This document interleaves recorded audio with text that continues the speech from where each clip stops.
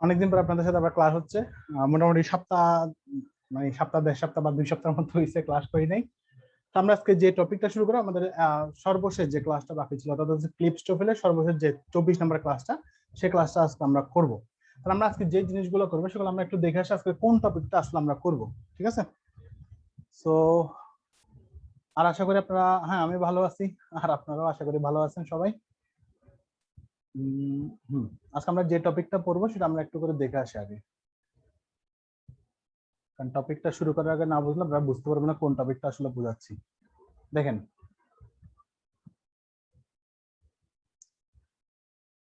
এখন মোটামুটি একটু ফ্রি আছে, আমি জানি না আসলে কয়দিন ফ্রি থাকতে পারবো। দেখেন, আমাদের এই 24 নম্বর ক্লাস যেটা হলো 9 তারিখ হওয়ার কথা ছিল, কিন্তু 9 তারিখ হয় নাই। আমরা আজকে যেটা করবো সেটা হচ্ছে পার্টিসিপল অ্যাজ অ্যাডজেক্টিভ গুলা করবো, তারপর হচ্ছে রিডান্ডেন্সি করবো, প্যারালালিজম করবো, আর হচ্ছে অবজেক্ট এবং ইনভার্সন করবো। তাহলে এখানের মধ্যে আমরা ছোট ছোট টার্মগুলো আগে শেষ করে আসি, তারপর পার্টিসিপল অ্যাজ অ্যাডজেক্টিভ আমরা সবার শেষে করবো, কারণ এটা কিন্তু একটু কিন্তু বড়। আমি একটু এটার বাইরেও কিন্তু কিছু জিনিস পড়াবো, অর্থাৎ আমি পার্টিসিপল এবং জেরান্ড এটা কিন্তু আমি এখানে পড়িয়ে দিব। সো সেক্ষেত্রে আমি এটা সময় লাগবে, সো আমি ছোট ছোট জিনিসগুলো পড়াই, মানে হচ্ছে রিডান্ডেন্সি, প্যারালাল স্ট্রাকচার, ইনভার্সন, এগুলো পড়িয়ে তারপর আমি ওইটাতে যাবো। ঠিক আছে? সো আমি আমি ছোট করে জিনিসগুলো বলে দিই। যেমন দেখেন, এখানে আমরা যদি বলি রিডান্ডেন্সি, প্রথমে আমরা যেটা বলবো সেটা হচ্ছে রিডান্ডেন্সি। রিডান্ডেন্সি মানে হচ্ছে বাহুল্য দোষ। অর্থাৎ আমরা কথা বলার সময় দেখবো, আমরা মাঝে মধ্যে কথা বলার সময় আমরা অতিরিক্ত কিছু শব্দ কিন্তু আমরা কিন্তু জুড়ে দিই, মানে অতিরিক্ত কিছু শব্দ কিন্তু আমরা কিন্তু ব্যবহার করি। অর্থাৎ যে বাক্যটা, বাক্যের মধ্যে বলার সময় আমরা শব্দটা কিন্তু আমার প্রয়োজন নেই, কিন্তু আমরা সেটা কিন্তু সেখানে কিন্তু বলে ফেলি। তাহলে এই যে বলার কাজটা বা অতিরিক্ত যে শব্দটা আমরা ইউজ করি, সেটার নামই হচ্ছে রিডান্ডেন্সি বা বাহুল্য দোষ। ঠিক আছে? তাহলে আমরা যদি সংজ্ঞাটা যদি দেখে আসি, দেখেন, একই বাক্যে একই জাতীয় একই অর্থ প্রকাশক একাধিক শব্দ একই সাথে ব্যবহৃত হলে অপ্রয়োজনীয় অতিরিক্ত শব্দটিকে রিডান্ডেন্ট বলে। তাহলে দেখেন, সংজ্ঞাটা আমি এমন ভাবে লিখছি যাতে আপনারা বুঝতে পারেন, যে মনে রাখতে পারেন যে রিডান্ডেন্স আসলে কি।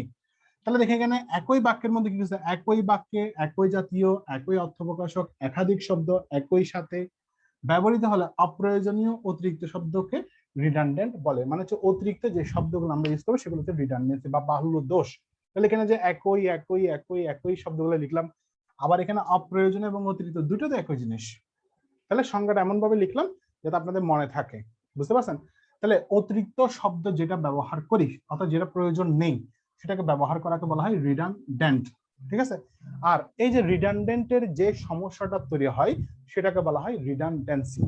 ঠিক আছে? তাহলে আমরা এখন রিডান্ডেন্সি যখন বুঝতে যাবো, তখন আমাদেরকে এই সকল শব্দগুলো মাথায় রাখতে হবে কিছুটা। অর্থাৎ বাক্যের মধ্যে আমরা যখন একই সাথে একই অর্থ প্রকাশক দুটো শব্দ আমরা একসাথে ব্যবহার করব, সেটাকে বলা হয় রিডান্ডেন্সি। তাহলে অ্যাডভান্স আর হচ্ছে ফরওয়ার্ড, দুটো কিন্তু একই অর্থ। প্রসিড, প্রোগ্রেস একই অর্থ। মানে এখানে যে চারটা আছে, সেই চারটা শব্দের মধ্যে যে কোনো দুটো শব্দ যদি একই বাক্যে যদি আমরা যে লিখে ফেলি, তাহলে সেটার নাম হচ্ছে রিডান্ডেন্ট। আমরা উদাহরণ পরে দেখবো, যা শব্দগুলো আগে দেখে আসি। তাহলে আপনি এক বাক্যের মধ্যে, একই বাক্যের মধ্যে আপনি অ্যাডভান্স ফরওয়ার্ড একসাথে লিখতে পারবেন না, আবার অ্যাডভান্স প্রসিড একসাথে লিখতে পারবেন না, অ্যাডভান্স প্রোগ্রেস একসাথে লিখতে পারবেন না, আবার ফরওয়ার্ড প্রসিড একসাথে লিখতে পারবেন না। মানে হচ্ছে এই শব্দগুলো একসাথে একই বাক্যে পাশাপাশি লিখতে পারবেন না, বা একসাথে ব্যবহার করতে পারবেন একটা সেন্টেন্সে। তারপর দেখেন, আমরা কিন্তু অনেক সময় বলে ফেলি রিটার্ন ব্যাক, রিটার্ন ব্যাক, কিন্তু রিটার্ন যে কথা, ব্যাকও কিন্তু সেম কথা। তার মানে রিটার্নের যে অর্থ, সেটা ব্যাকেরও কিন্তু একই অর্থ কিন্তু প্রকাশ করে। তো আমার এখানে কিন্তু কি, তাহলে এই যে আমরা শব্দগুলো ব্যবহার করি, রিটার্ন, ব্যাক, তারপর হচ্ছে কি রিভার্ট, এই সবগুলো মানে হচ্ছে কি, অর্থাৎ আমরা বললাম ব্যাক করা, অর্থাৎ ফিরে আসা, এরকম। ঠিক আছে? তাহলে এগুলো সবগুলো একই অর্থ প্রকাশক, একই সাথে বাক্যের মধ্যে ব্যবহার করতে পারবো না। দেখেন, আমরা এই ভুলটা কিন্তু আমরা অনেক জায়গায় করি, সাফিসিয়েন্ট আর এনাফ। সাফিসিয়েন্ট মানে হচ্ছে যথেষ্ট, এনাফ মানে যথেষ্ট। আমরা অনেক সময় বলে ফেলি যে এটা হচ্ছে কি, মানে সাফিসিয়েন্ট এনাফ, আমরা এভাবে কিন্তু বলে ফেলি, বা এনাফ সাফিসিয়েন্ট এভাবে কিন্তু বলি। তাহলে সাফিসিয়েন্ট যে অর্থ প্রকাশ করে, এনাফও সেম অর্থ প্রকাশ করে। সো একই সাথে ডাবল শব্দ বসানোর দরকার নেই, একই শব্দ বসানোর দরকার নেই। আবার এই জিনিসটা কিন্তু আমরা একসাথে করি, কম্পিট টুগেদার, আমরা কিন্তু এভাবে বলি যে they were compete, they compete together, আমরা এভাবে কিন্তু বলে ফেলি। তাহলে দে কম্পিট টুগেদার হবে না, কারণ কম্পিট যে কথা, কম্পিট মানে হচ্ছে দুইজনের মধ্যে যদি কোনো কিছু হয়, সেটাকে প্রতিযোগী হয়, সেটা হচ্ছে কম্পিট। টুগেদার মানে হচ্ছে দুইজনের মধ্যে বা একত্রে হয়। তাহলে এক্ষেত্রে আমরা কম্পিট টুগেদার একসাথে ব্যবহার করতে পারবো না। এটা কিন্তু আমরা কিন্তু সচরাচর এই ভুলটা কিন্তু করি। এই রিটার্ন ব্যাক, রিটার্ন ব্যাক, তারপর হচ্ছে কি sufficient enough, compete together, reason আর বিকজ এটা খুব একটা কিন্তু আমরা একসাথে ব্যবহার করি না, কিন্তু রিজন যে অর্থ প্রকাশ করে বিকজও সেম অর্থ প্রকাশ করে। সো আমরা দুটোর মধ্যে যে কোনো একটাকে বসাবো বাক্যে যেটা প্রয়োজন। আবার এই ভুলটা কিন্তু সবসময় করি, সেটা হচ্ছে জয়েন টুগেদার। আমরা বলি যে আমরা জয়েন টুগেদার মানে আমরা একসাথে কাজ করি, তাহলে হচ্ছে জয়েন টুগেদার আমরা কিন্তু বলে ফেলি। তাহলে জয়েন যে কথা, টুগেদারে কিন্তু একই কথা, বুঝতে পারছেন? তাহলে জয়েন মানে হচ্ছে দুইজন মিলে কাজটা করা, আর টুগেদার মানে হচ্ছে একত্রে কাজ করা, মানে দুইজন মিলে কাজ করা। সো এই দুটো কিন্তু রিডান্ডেন্সি হয়, আমরা সাধারণত এটা করে ফেলি। আবার এটাও কিন্তু করি, রিপিট অ্যাগেন আমরা বলি, ঠিক আছে? সো রিপিট মানে হচ্ছে পুনরায় করা, অ্যাগেন মানে হচ্ছে পুনরায় করা। সো এই যে জিনিসগুলো বললাম শব্দগুলো, সেগুলো হচ্ছে আমরা একসাথে বাক্যের মধ্যে কখনোই বসাতে পারবো না। তারপর হচ্ছে নিউ ইনোভেশন, ম্যাটিনি, তারপর হচ্ছে কি পারফরমেন্স, সেম, আইডেন্টিক্যাল। এই শব্দটা একটা স্টার মার্ক দিবেন, কারণ এটা কিন্তু পরীক্ষায় আসে। এখানের মধ্যে আমি যদি বলি সাফিসিয়েন্ট, এনাফ পরীক্ষায় আসে, কম্পিট টুগেদার আসে, জয়েন টুগেদার আসে, রিপিট অ্যাগেন আসে। আর এটা হচ্ছে সেম, আইডেন্টিক্যাল, এটা পরীক্ষা আসে। আর একটা আছে এটা টু টুইন্স, বলে দে আর টু টুইন্স, মানে হচ্ছে তারা যমজ। তার আমরা কি বলি, দে আর টু টুইন্স, আমরা এইভাবে কিন্তু বলে ফেলি অনেক সময়। তাহলে টু যে কথা, টুইন্স ও সেম কথা, সেগুলো আমরা কিন্তু ব্যবহার করতে পারবো না। তাহলে the time, when, the place, where, বুঝতে পারছেন? তাহলে দা টাইম বসালে সেখানে হোয়েন বসানোর দরকার নেই, দা প্লেস বসালে সেখানে হোয়ার বসানোর দরকার নেই। এখন আমি একটা জিনিস বলে রাখি, এটা কিন্তু গ্রামাটিক্যালি ইরর। আমরা যেটা বলবো সেটা হচ্ছে গ্রামাটিক্যালি ইরর। আমি আগেই বলছিলাম যে মিনি টেস্ট 4 মানে মিনি টেস্ট 3 আর 4 প্রায় হচ্ছে রিটেন, 4টা টোটালি হচ্ছে রিটেন টাইপের পড়ালেখার জন্য, এমসিকিউ এর জন্য কিন্তু না, কিন্তু এগুলো কিন্তু এমসিকিউ তে কিন্তু দিয়ে দেয়, ঠিক আছে? তাহলে এই যে জিনিসগুলো আমরা লেখার সময় কিন্তু এই ভুলগুলো কিন্তু করি। সেম, আইডেন্টিক্যাল একসাথে বসাই, টু টুইন্স একসাথে বসাই, ঠিক আছে? তারপর হচ্ছে এখানে যেগুলো স্টার মার্ক দিয়েছে, জয়েন টুগেদার একসাথে করে, রিপিট এখানে একসাথে করি। তাহলে এগুলো লেখার সময় কিন্তু আমরা সেভাবে কিন্তু লিখতে পারবো না। তাহলে এই যে প্রবলেম, সেটাকে বলা হয় রিডান্ডেন্সি, ঠিক আছে? তাহলে আমরা এই বাক্যের মধ্যে এভাবে বসাতে পারবো না। তাহলে আমরা কিছু উদাহরণ দেখে আসি, ঠিক আছে? তাহলে আমরা আশা করি বুঝতে পারবেন যে আমরা সমস্যাটা আসলে কোন দিকে হয়। তাহলে দেখেন, আমরা যদি উদাহরণগুলো যদি দেখি,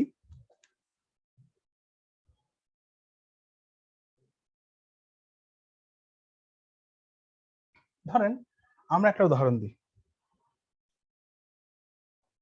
এই ধরনের কিন্তু উদাহরণ কিন্তু আপনাকে ক্লিপস টেবিলে কিন্তু অনেক অনেক জায়গায় পাবেন, ঠিক আছে?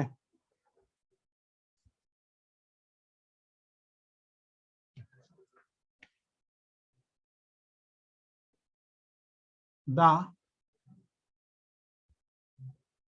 Carpenter joined the two woods together, ঠিক আছে? তাহলে এই যে বাক্যটা আমরা লিখলাম, কি লিখলাম? দা কার্পেন্টার জয়েন্ট দা টু উডস টুগেদার, মানে দুটো কাঠকে সে কি করছে, একত্রে জয়েন করছে। তাহলে এই বাক্যের মধ্যে দেখতে সাধারণ চোখে কিন্তু দেখতে কিন্তু ভুল মনে হবে না। কারণ কি, আমরা ধরে নিব এরকম যে কার্পেন্টারটা কি করেছিল, কার্পেন্টারটা দুটো কাঠকে কি করেছে, দুটো কাঠকে সে একত্রে জয়েন করেছিল। আমরা এবার কিন্তু মনে নেব, অর্থাৎ এখানে কোনো ভুল কিন্তু আমরা চোখে দেখবোই না। কিন্তু রিডান্ডেন্সির নিয়মে জয়েন যে কথা, টুগেদারে কিন্তু সেম কথা।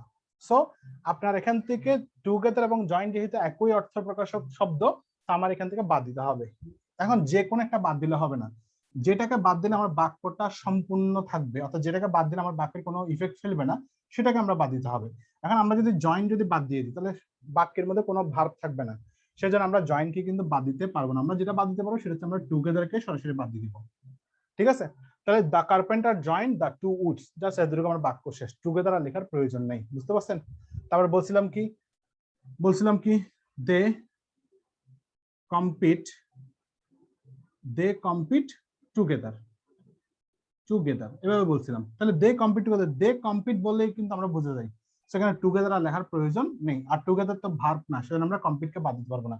তাহলে রিডান্ডেন্সি শব্দগুলোকে বাদ দেওয়ার সময় খেয়াল করতে হবে যে রিডান্ডেন্ট শব্দটা বাদ দিলে আমার বাক্যে কোনো ইফেক্ট ফেলবে না, সেটাকে আমরা বাদ দিব, বুঝতে পারছেন? ক্লিয়ার?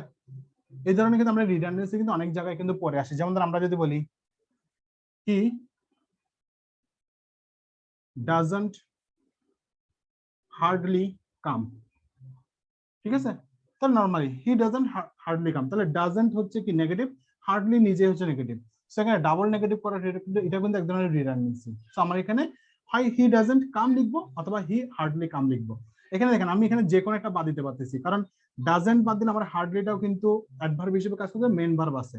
আবার আমি যদি এখানে যদি হার্ডলি বাদ দিয়ে দিই তাও কিন্তু আমার বাক্যটা কিন্তু কমপ্লিট থাকছে। সেজন্য এখানে যে কোনো দুটো থেকে 1 টাকা বাদ দিলে হবে, কিন্তু এই জায়গায় যে কোনো দুটো থেকে যে কোনো 1 টাকা বাদ দিলে কিন্তু হবে না। তার মানে এমন একটা জিনিস বাদ দিতে হবে যেটা আমরা বাক্যের মধ্যে কোনো ইফেক্ট ফেলবে না, বুঝে গেছে? এটার নামই হচ্ছে রিডান্ডেন্সি, আর কোনো কিছু নেই। কারণ রিডান্ডেন্সি মানে হচ্ছে বাহুল্য দোষ, যেখানে একই অর্থ প্রকাশ শব্দ একই সাথে ডাবল ভাবে অথবা একই বাক্যের মধ্যে একসাথে বসবে। তাহলে এই হচ্ছে আপনার রিডান্ডেন্সি, খুব একটা কঠিন কিছু না, ঠিক আছে? তাহলে রিডান্ডেন্সি আপনাদের কাছে ক্লিয়ার কিনা বা কোনো সমস্যা আছে কিনা বুঝতে জাস্ট এই জিনিসটা একটু করে বলেন যে রিডান্ডেন্সি বুঝতে কোনো সমস্যা আছে কিনা। ঠিক আছে, সেটা হচ্ছে কি আমাদের এখন যেটা করবো প্যারালালিজম, ঠিক আছে? তাহলে প্যারালালিজম বা প্যারালাল স্ট্রাকচার, ঠিক আছে? তাহলে আসেন এখন আমরা যেটা করবো সেটা হচ্ছে প্যারালাল স্ট্রাকচার। প্যারালাল স্ট্রাকচার এটা কিন্তু এক বাক্যে এক কথায় কিন্তু আমি কিন্তু বলে দিতে পারবো যে প্যারালাল স্ট্রাকচার মানে কি। প্যারালাল স্ট্রাকচার মানে হচ্ছে আমি যদি বলি সেটা হচ্ছে মানে আপনার যে পার্টস অফ স্পিচ থাকবে বা যে ধরনের থাকবে, তাহলে লিখবেন এভাবে, একই বাক্যে একই রকম শব্দ একসাথে ব্যবহার করাকে প্যারালালিজম বলে। প্যারালালিজম বলে। তাহলে একই বাক্যে একই রকম শব্দ একই সাথে ব্যবহার করাকে কি বলে? প্যারালালিজম বলে। অর্থাৎ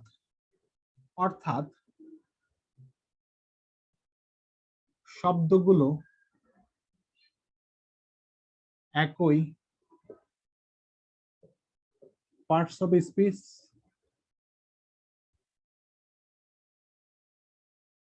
একই রকম হবে। তার মানে কি হবে, কি বলছি? তাহলে অর্থাৎ শব্দগুলো একই পার্টস অফ স্পিচ অথবা একই রকম হবে। যেমন ধরেন আমি যদি শুরুতে যদি আমার যদি নাউন থাকে, তাহলে আমার পরবর্তী যে শব্দগুলো থাকবে সবগুলো কিন্তু আমাকে নাউন করতে হবে, সবগুলো কিন্তু নাউন করতে হবে। প্রথমটা যদি অ্যাডজেক্টিভ থাকে তাহলে আমার পরের গুলোকে অ্যাডজেক্টিভ করতে হবে, অর্থাৎ একই রকম পার্টস অফ স্পিচ রাখতে হবে। প্রথমটা যদি ইনফিনিটিভ থাকে, টু প্লাস ভার্বের বেস ফর্ম থাকে, তাহলে পরের গুলোকে আমার কি করতে হবে? টু প্লাস ভার্বের বেস ফর্ম করতে হবে। তাহলে এই জিনিসটা আমরা কিন্তু করে আসছিলাম কোন জায়গায় জানেন? আমরা করে আসছিলাম হচ্ছে ওই যে আপনার ইনক্লুসিভ করছিলাম, মানে হচ্ছে not only dot dot but also, হচ্ছে বোথ ডট ডট এন্ড, তারপর হচ্ছে অ্যাজ ওয়েল অ্যাজ, এই শব্দগুলো একটু দেখছিলাম। ওইখানে ছিল হচ্ছে অন্যরকম, ওটাও প্যারালাল স্ট্রাকচার ছিল, কারণ আমার নাউন করলে পরেরটা নাউন করতে হচ্ছে। ওইখানে কিন্তু আমার কিছু কনজাংশন ছিল, এখানে কিন্তু কোনো কনজাংশন থাকবে না। হ্যাঁ, একটা এন্ড থাকতে পারে শেষে গিয়ে, থাকবে, সেটা কিন্তু বাধ্যতামূলক না, থাকতে পারে। কিন্তু যাই হোক সেন্টেন্স গুলো কি থাকতে হবে, আপনার স্ট্রাকচারটা অবশ্যই করতে হবে। নাউন হলে সবগুলো নাউন হবে, অ্যাডজেক্টিভ হলে সব অ্যাডজেক্টিভ করতে হবে, ইনফিনিটিভ হলে সব ইনফিনিটিভ করতে হবে, আইএনজি যদি হয় তাহলে ভার্ব প্লাস আইএনজি হলে সবগুলো কিন্তু ভার্ব প্লাস আইএনজি আপনাকে করতে হবে। তাহলে এটার নাম হচ্ছে প্যারালাল স্ট্রাকচার। তাহলে প্যারালাল স্ট্রাকচার আমরা যদি উদাহরণ দেখি, তাহলে দেখে আসি আমরা একটু।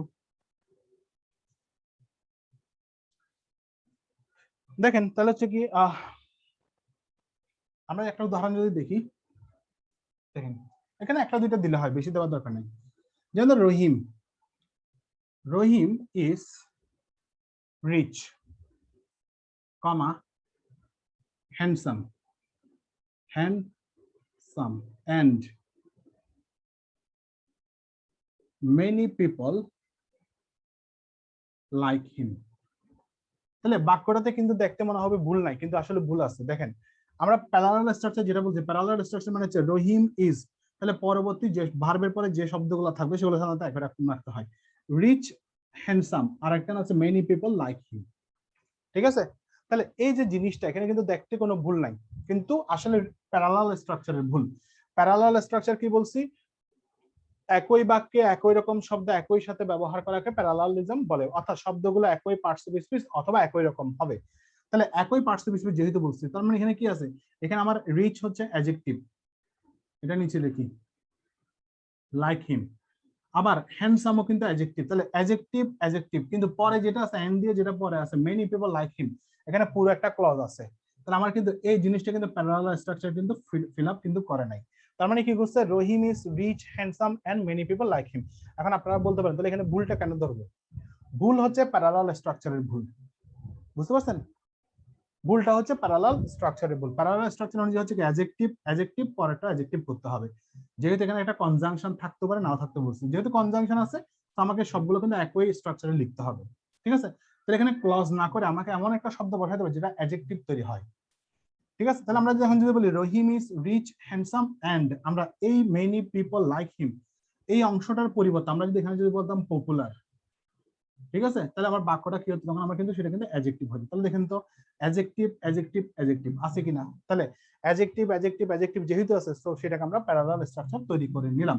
এগুলো কিন্তু রিটেন টাইপ লেখা, সো এগুলো কিন্তু প্রিলিতে অর্থাৎ প্রিলিতে কিন্তু খুব একটা কিন্তু আসবে না। তারপর আমি লিখে করে দিচ্ছি যাতে আপনাদের যাতে রিটেনে যাতে সমস্যা না হয়, প্লাস হচ্ছে কোনো কারণে যদি পরীক্ষা যদি এগুলো দিয়ে দেয় আপনারা যাতে আনসার করতে পারেন। ঠিক আছে, এগুলো বিশেষ করে হচ্ছে আপনার ওই যে পিন পয়েন্ট এরর আকারে, তারপর হচ্ছে আপনার কারেকশন আকারে আসে, বুঝতে পারছেন? তাহলে প্যারালাল স্ট্রাকচার মোটামুটি গেল। আমরা আরেকটা উদাহরণ দেখি, তাহলে আপনাদের জিনিসটা ক্লিয়ার হবে। ঠিক আছে, যেমন ধরেন এখানে আমরা যদি আরেকটা লিখি, ধরেন আমি রহিম দিয়ে দিলাম।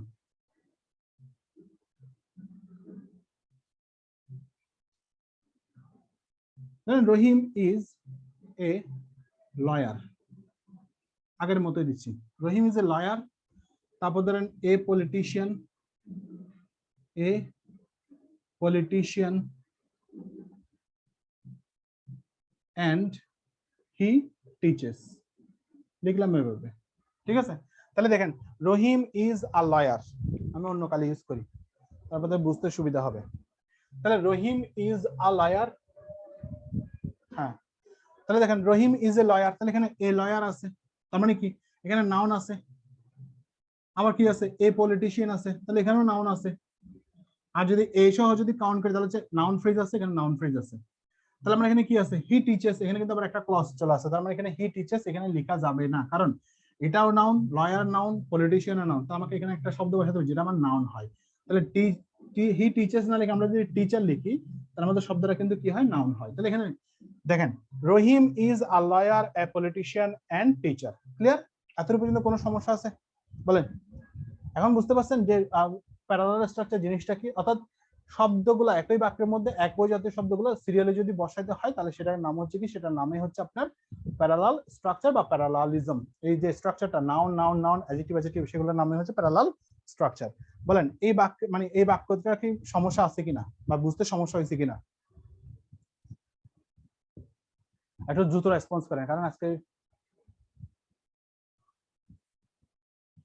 আচ্ছা বুঝতে সমস্যা হয় না বলতেছেন, তো আমি ধরে নিচ্ছি আপনাদের বুঝতে কোনো সমস্যা নাই। ঠিক আছে, ঠিক আছে, তাহলে আমরা কি পেলাম, আমরা Rahim is a lawyer, a politician and teacher. ঠিক আছে, বাক্যটা দেখতে মনে হচ্ছে আসলে ভুল নাই, আপনারা বুঝছেন জিনিসটা বুঝছেন, কিন্তু একটা জিনিস ধরতে পারেন এখানে আসলে বাক্যটা ভুল আছে। ভুলটা কোন জায়গায় দেখেন তো, আমরা এই যে নাউন করছি নাউনের সাথে সাথে একটা একটা করে এ বসাইছি, এখন এ বা এন তো বসবে স্বাভাবিক, এটার সাথে আমরা এ বসাইছি, কিন্তু এই শব্দের সাথে আমরা এ বসাইছি বসাই নাই, তার মানে আমাকে এই শব্দের সাথে একটা এ বসাইতে হবে, এটার নাম হচ্ছে প্যারালাল স্ট্রাকচার। আপনি এখানে এ লয়ার, এ পলিটিশিয়ান, কিন্তু এখানে এ বসান নাই, তাহলে যদি এখানে কোথাও না থাকতো তাহলে আমি এ বসাইতাম না, কিন্তু যেহেতু আমার এখানে একটা এ এ সব দুই জায়গায় আছে তো আমাকে 3 নাম্বার জায়গায় কিন্তু এরা বসাইতে হবে। তার মানে Rahim is a lawyer, a politician and a teacher. ঠিক আছে, এটা কিন্তু লিখতে হবে নাহলে ভুল হবে, বুঝতে পারছেন? শুধু টিচার লিখলে হবে না। যদি আমরা যদি এভাবে লিখতাম Rahim is a lawyer comma politician comma teacher, তাহলে আমরা তখন কারেক্ট হয়ে যেত, তখন আমরা রাইট যে আর্টিকেল জনিত দেখছিলাম যে একই জাতীয় যদি হয় একই বাক্যকে ইন্ডিকেট করে তখন সাধারণত একটা আর্টিকেল শুধুমাত্র প্রথমটার আগে আর্টিকেল বসে, অন্য কোথাও আর্টিকেল বসায় না। ওই যে দা টিচার এন্ড, অর্থাৎ বলছিলাম the headmaster and the secretary, তখন দুইটা আর্টিকেল বসাইছিলাম, দুজনকে বোঝাইছিলাম। যখন বলছিলাম দা হেডমাস্টার এন্ড সেক্রেটারি তখন প্রথমটার আগে বসাইছিলাম, দ্বিতীয়টার আগে বসাইনি, তখন একজনকে ইন্ডিকেট করছি। ওই জাতীয় হলে তখন প্রথমটার আগে আছে পরেরটাতে নাই, তার মানে বুঝতে হবে যে আপনার তখন এইটাকে কমন নিয়ে নিতে, তখন আমরা পরেরটাকে না লিখলেও চলবে। কিন্তু যেহেতু আমার প্রশ্নের মধ্যে এটা তো এ ছিল এটা তো এ ছিল, মানে দুটোতে আমার এ বসাইছি, তখন আপনাকে অবশ্যই 3 নাম্বারও এ বসাইতে হবে। এখন এ না এন বসবে সেটা হচ্ছে শব্দের ভাওয়েল এবং কনসোনেন্টের উপর নির্ভর করে বসাতে হবে। ঠিক আছে, তাহলে এই জায়গাটা কিন্তু আপনারা মানে বুঝছেন যে এটা নাউন করতে হবে, এটা নাউন করতে হবে, এটা নাউন করতে হবে, কিন্তু এই আর্টিকেল সহ কিন্তু আপনাকে খেয়াল করতে হবে। এখানে যদি দি থাকতো এখানে আমার দি বসাইতে হইতো, তাহলে এখানে আমার দি বসাইতে হইতো, বুঝতে পারছেন? এখানে যদি টু থাকতো এখানে আমার টু বসাইতে হবে, এখানে আমার টু বসাইতে হবে। ক্লিয়ার? তাহলে এগুলোর নাম হচ্ছে প্যারালাল স্ট্রাকচার। তাহলে আমাদের প্যারালালিজমও গেল মোটামুটি আমাদের সহজ জিনিস, খুব একটা কিন্তু জটিল কিছু না। এরপরে আসে হচ্ছে আমাদের কি জানি আছে আপনাদের টপিকটা একটু করে দেখি। এরপর আপনাদের আছে প্যারালালিসিস অবজেক্ট আছে, অবজেক্ট আমরা আগে পরে ফেলছি, সো সেটা আমাদেরকে খুব একটা কিন্তু প্যারা দিবে না, ঠিক আছে। আচ্ছা আমি আপনাদেরকে একটা ইনফিনিটিভ দিয়ে দেখাই। আমি ক্লিপস্টোফিল থেকে একটা উদাহরণ দিই, যদিও সব উদাহরণ ক্লিপস্টোফিলে, তারপরে দিই। যেমন এখানে ক্লিপস্টোফিলে যদি দেখি একটা উদাহরণ আছে মানে ইনফিনিটিভ দিয়ে, ঠিক আছে। এখানে লেখা আছে এরকম,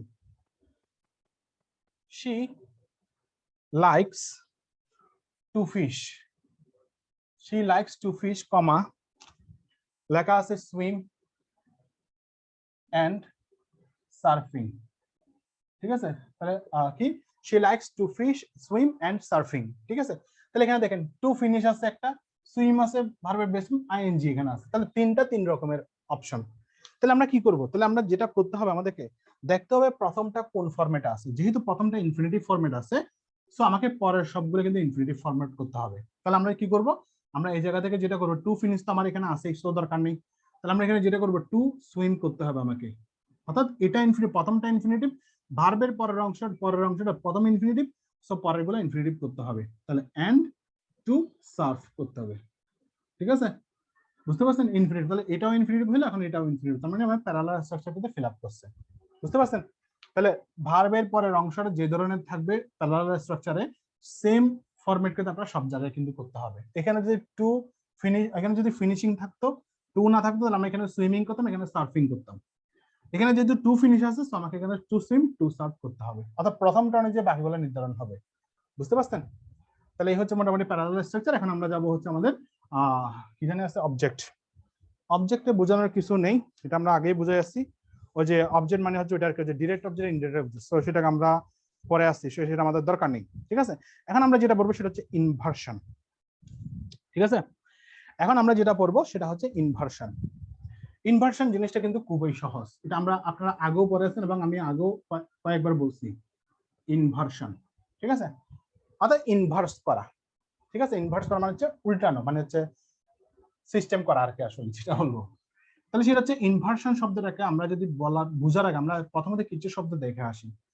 দেখেন আপনারা যখন একদম মিনি টেস্ট 1 যখন করছিলেন, তখন আমরা সেখানে নেগেশন নামে একটা শব্দ করছিলেন, মানে নেগেশন নামে একটা চ্যাপ্টার করছিলেন।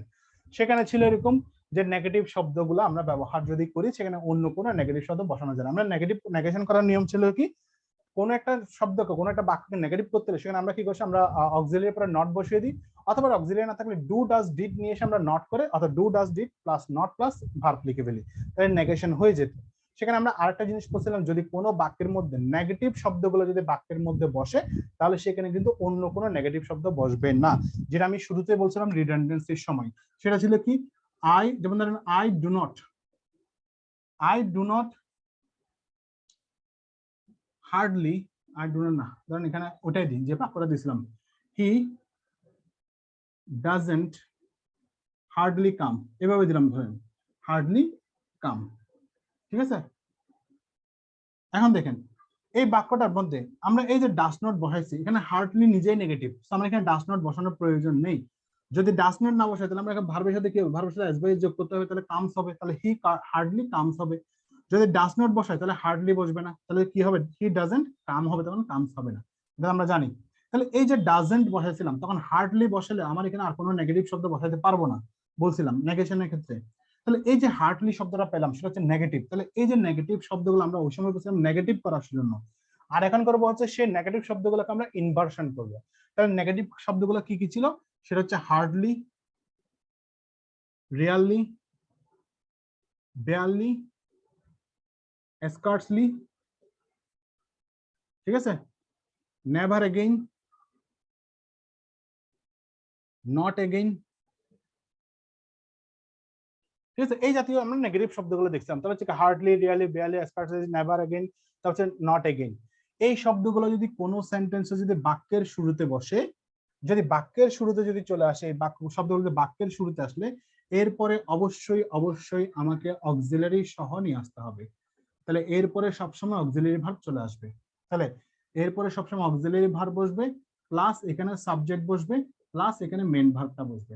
তার মানে এখানে আপনারা এভাবে লিখে রাখেন যে এই শব্দগুলো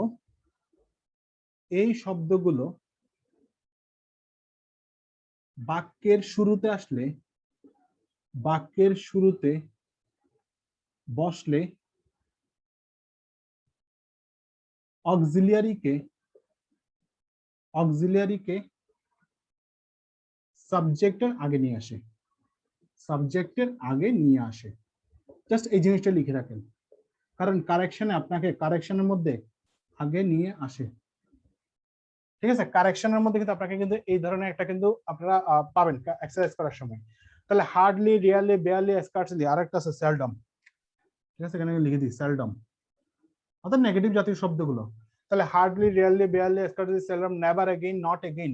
ঠিক আছে, এই শব্দগুলো যদি বাক্যে যদি বসে তাহলে সাধারণত সেটা কি করে, সাধারণত বাক্যের শুরুতে বসলে সাধারণত সেটা অক্সিলিয়ারিকে সাবজেক্টের আগে নিয়ে আসবে। বুঝতে পারছেন? তাহলে অক্সিলিয়ারিকে কি করবে, সে সাবজেক্টের আগে নিয়ে আসবে। ক্লিয়ার? যেমন ধরেন দেখেন তো, আরো আছে শব্দ, নো সুনার আছে, ঠিক আছে। তাহলে hardly, rarely, barely, no sooner আছে। তাহলে আমরা দেখেন তো, আমরা বাক্যটা করার সময় আমরা করছিলাম কিনা, মানে আমরা সাধারণত ব্যবহার করি কিনা এভাবে, no sooner had we reached the station. দেখেন আমরা কিন্তু এগুলো কিন্তু বাক্যগুলো কিন্তু সাধারণত সচরাচর কিন্তু আমরা বসাই, কিন্তু আসলে কেন বসাইছি, কেন কি বসাইছি সেটা কিন্তু আমরা জানি না। তাহলে no sooner had we reach the station, তাহলে এখানে কি বসাই, আমরা একটা দেন বসাই। তাহলে দেন দ্য ট্রেন লেফট করছিলাম কিনা। আমরা যখন রাইট ফর্ম অফ ভার্বস করছিলাম, রাইট ফর্ম অফ ভার্বস আমরা পড়ছিলাম ভার্বের কাজ, সেদিন আমাদের এখানে নো সুনার হ্যাড এর নিয়ে টেনশন ছিল না, তখন আমরা এভাবে পড়ছিলাম no sooner dot dot then থাকো। নো সুনার থাকলে right form of verbs, no sooner এর প্রথম অংশ হয় পাস্ট পারফেক্ট, পরের অংশ হয় past indefinite. Right form of verbs যখন পড়ছিলাম তখন আমরা এভাবেই কিন্তু রুলসটা পড়ছিলাম, কারণ আমার তখন দরকার হচ্ছে ভার্বের কাজ, তখন আমরা অন্যান্যগুলো কাজ দরকার ছিল না। আবার যখন আমরা কি বলছিলাম, আবার যখন আমরা ডিগ্রি কম্পারিজন পড়ছি তখন পড়ছিলাম নো সুনার যদি বাক্যে থাকে তাহলে নো সুনারের সাথে পরে একটা দেন বসাতে হয় কম্পারেটিভ করার জন্য। তখন আমরা কম্পারিজনের ক্ষেত্রে আমরা এভাবে পড়ছিলাম, তখন আমরা ভার্ব নিয়ে চিন্তা করি নাই। রাইট ফর্ম অফ ভার্বস এর সময় আমরা ভার্বের চিন্তা করছি, দুই দিকের ভার্ব কি হবে সেটা চিন্তা করছি। যখন আমরা কম্পারিজন করছি তখন আমরা সেখানে কি করছি, তখন আমরা সেখানে কিন্তু এই নো সুনারের সাথে দেন বসে hardly, rarely, barely, scarcely, seldom এগুলোর সাথে হোয়েন অথবা বিফোর বসে আমরা এভাবে শিখছিলাম। তখন আমাদের দরকার ছিল কি, এটার সাথে কি বসে সেটা কনজাংশন, অর্থাৎ কনজাংশন কি বসবে সেটা আমরা তখন দরকার ছিল। ঠিক আছে, কম্পারিজনের ক্ষেত্রে। এখন আমরা যেহেতু করতেছি ইনভার্সন, সো আমাদেরকে এখানে দেখতে হবে এই নেগেটিভ শব্দগুলো বাক্যের শুরুতে থাকলে সেটা সরাসরি তার অক্সিলারিকে বাক্যের সাবজেক্টের শুরুতে নিয়ে আসে। তাহলে নো সুনার যেহেতু আমরা একটা নেগেটিভ শব্দ, অর্থাৎ নেগেটিভ শব্দ বাক্যের শুরুতে বসছে, সো সে কি করছে, সাবজেক্টের আগেই কিন্তু অক্সিলারিকে নিয়ে আসছে। বুঝতে পারছেন? তাহলে যেখানে লিখছি একই শব্দগুলো বাক্যের শুরুতে বসলে অক্সিলারিকে সাবজেক্টের আগে নিয়ে আসে। তাহলে এই শব্দগুলো যদি বাক্যের শুরুতে বসে অক্সিলারিকে সাবজেক্টের আগে নিয়ে আসবে, তাহলে আমরা কিভাবে বলতে পারতাম না no sooner we had reached বলা যেত না, কিন্তু বলা যাবে না, কারণ রুলসে কিন্তু বলা আছে ইনভার্সনের নিয়মে। তাহলে ইনভার্সনের নিয়মে হচ্ছে কি, নেগেটিভ শব্দগুলো বাক্যের শুরুতে আসলে সে অক্সিলারিকে সহ নিয়ে আসে, মানে অক্সিলারিকে সাবজেক্টের আগে বসিয়ে দিবে। বুঝতে পারছেন? এগুলো কিন্তু কারেকশনে দিবে, সো একটু কিন্তু কেয়ারফুলি থাকবেন আপনারা। বুঝতে পারছেন?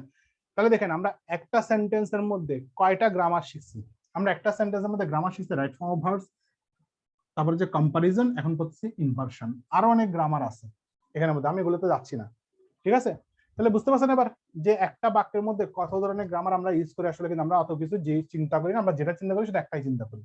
সো গ্রামার জানলে সব দিক দিয়ে যদি চিন্তা করতে পারে আপনার কাজটা কিন্তু অনেকখানি সহজে বুঝতে পারবেন অন্তত গ্রামারটা। তাহলে আমাদের মোটামুটি ইনভার্সন কিন্তু এখানেই শেষ। তার মানে নেগেটিভ শব্দ যদি কোনো বাক্যে যদি শুরুতে আসে তারপরে একটা অক্সিলারি ভার্ব মাস্ট বসাইতে হবে, কখনো সরাসরি আপনি সাবজেক্ট অথবা সরাসরি ভার্ব বসাইতে পারবেন না। কারেকশনে কিন্তু এই রুলসটা স্টার মার্ক দিয়ে রাখেন, অর্থাৎ ইনভার্সনটা স্টার মার্ক দিয়ে রাখেন, কারণ এগুলো কিন্তু আপনার কারেকশনে দেয় সাধারণত বেশিরভাগ ক্ষেত্রে। বুঝতে পারছেন? এগুলো কিন্তু কারেকশনের মধ্যে কিন্তু দিবে, যেহেতু রাইট ফর্ম অফ ভার্বস না, সো আমি এখানে রাইট ফর্ম অফ ভার্বস নিয়ে আলোচনা করতে, রাইট ফর্ম অফ ভার্বস গুলো আমরা রাইট ফর্ম অফ ভার্বস আলোচনা করে ফেলছি।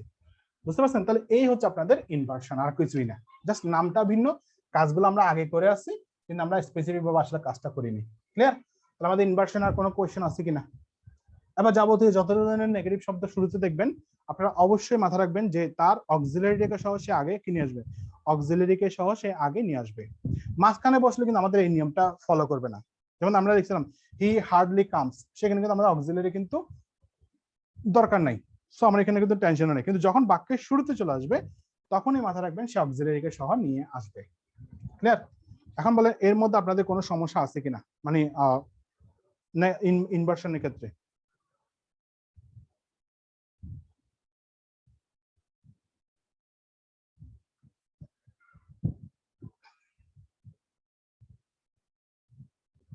সো আমরা যেহেতু এটার সাথে অর্থাৎ পার্টিসিপলের সাথে আমরা জিরানটা যেহেতু একটু, যদিও জিরানটা আমরা ক্লজ এবং ফ্রেজের ক্লাসে কিন্তু আমরা দেখছিলাম, তারপরে কিন্তু আমরা কি করবো, তারপরে আমরা এখানে একটু স্পেসিফিক ভাবে জিনিসটা শিখবো যে জিরান্ড এবং পার্টিসিপল গুলা আসলে কোন কোন ক্ষেত্রে বসে, বা কোনটাকে আমরা আসলে জিরান্ড বলবো, কোনটাকে আসলে আমরা পার্টিসিপল বলবো। ঠিক আছে? সো আমাদের এখন মেইন যেটা টার্ম সেটা হচ্ছে আমাদের জিরান্ড এবং পার্টিসিপল। প্রথমে আমরা দেখবো হচ্ছে জিরান্ড এবং পার্টিসিপল গুলো আসলে কি। তাহলে জিরান্ড এন্ড পার্টিসিপল। অনেকদিন ক্লাস করেনি তো, কেমন কেমন জানি লাগতেছে, মাঝখানে গ্যাপিং করলে আসলে সব জায়গায় সমস্যা হয়ে যায়, গ্যাপ না থাকলে প্রবলেম হয় না। দেখি তাহলে আমরা আবার আমাদের জিরান্ড আসলে কি জিনিস। দেখেন জিরান্ড, প্রথমে যদি আমরা যদি দেখি জিরান্ড, আমরা জানি হচ্ছে জিরান্ড হচ্ছে একটা নন ফাইনাইট ভার্বের একটা পার্ট। তাহলে আমরা যদি একটু যদি মানে পিছন দিকে যদি ফিরে যাই, তাহলে আমরা দেখছিলাম non finite verb. Non finite ভার্বের তিনটা পার্ট দেখছিলাম, একটা হচ্ছে জিরান্ড, আর একটা ছিল পার্টিসিপল, আর একটা ছিল হচ্ছে ইনফিনিটিভ। তাহলে আমরা নন ফাইনাইট কখন বসাই? নন ফাইনাইট আমরা তখনই বসাই যখন আমাদের বাক্যের মধ্যে একটা ফাইনাইট ভার্ব থাকবে, ঠিক আছে, ইনফিনিটিভ একটা ফাইনাইট ভার্ব থাকবে, আর বাকি যে ধরনের ভার্ব আসুক না কেন, একটা ফাইনাইট ভার্ব যদি থাকে তাহলে বাকি অন্য কোনো ভার্ব আসলে সেখানে আমরা তিনটা ফরম্যাটে আমরা সাধারণত করি। একটা হয় সেটাকে জিরান্ড করি, অথবা হয় সেটাকে আমরা পার্টিসিপল করি, অথবা হয় সেটাকে আমরা ইনফিনিটিভ করি। ঠিক আছে? তাহলে একটা বাক্যে একটা ফাইনাইট ভার্ব বসলে বাকিগুলোকে আমরা, বাকি ভার্বগুলো কি করি আমরা নন ফাইনাইট ভার্ব করে ফেলি। যেমন আমরা উদাহরণ দেখে আসছিলাম, সেটা হচ্ছে কি, I went to market. I went to market to buy a shirt. বলছিলাম to buy a shirt, এভাবে বলছিলাম। আবার বলছিলাম এরকম যে he কি জানি বলছিলাম, ধরেন আমরা এভাবে বলছি he likes swimming.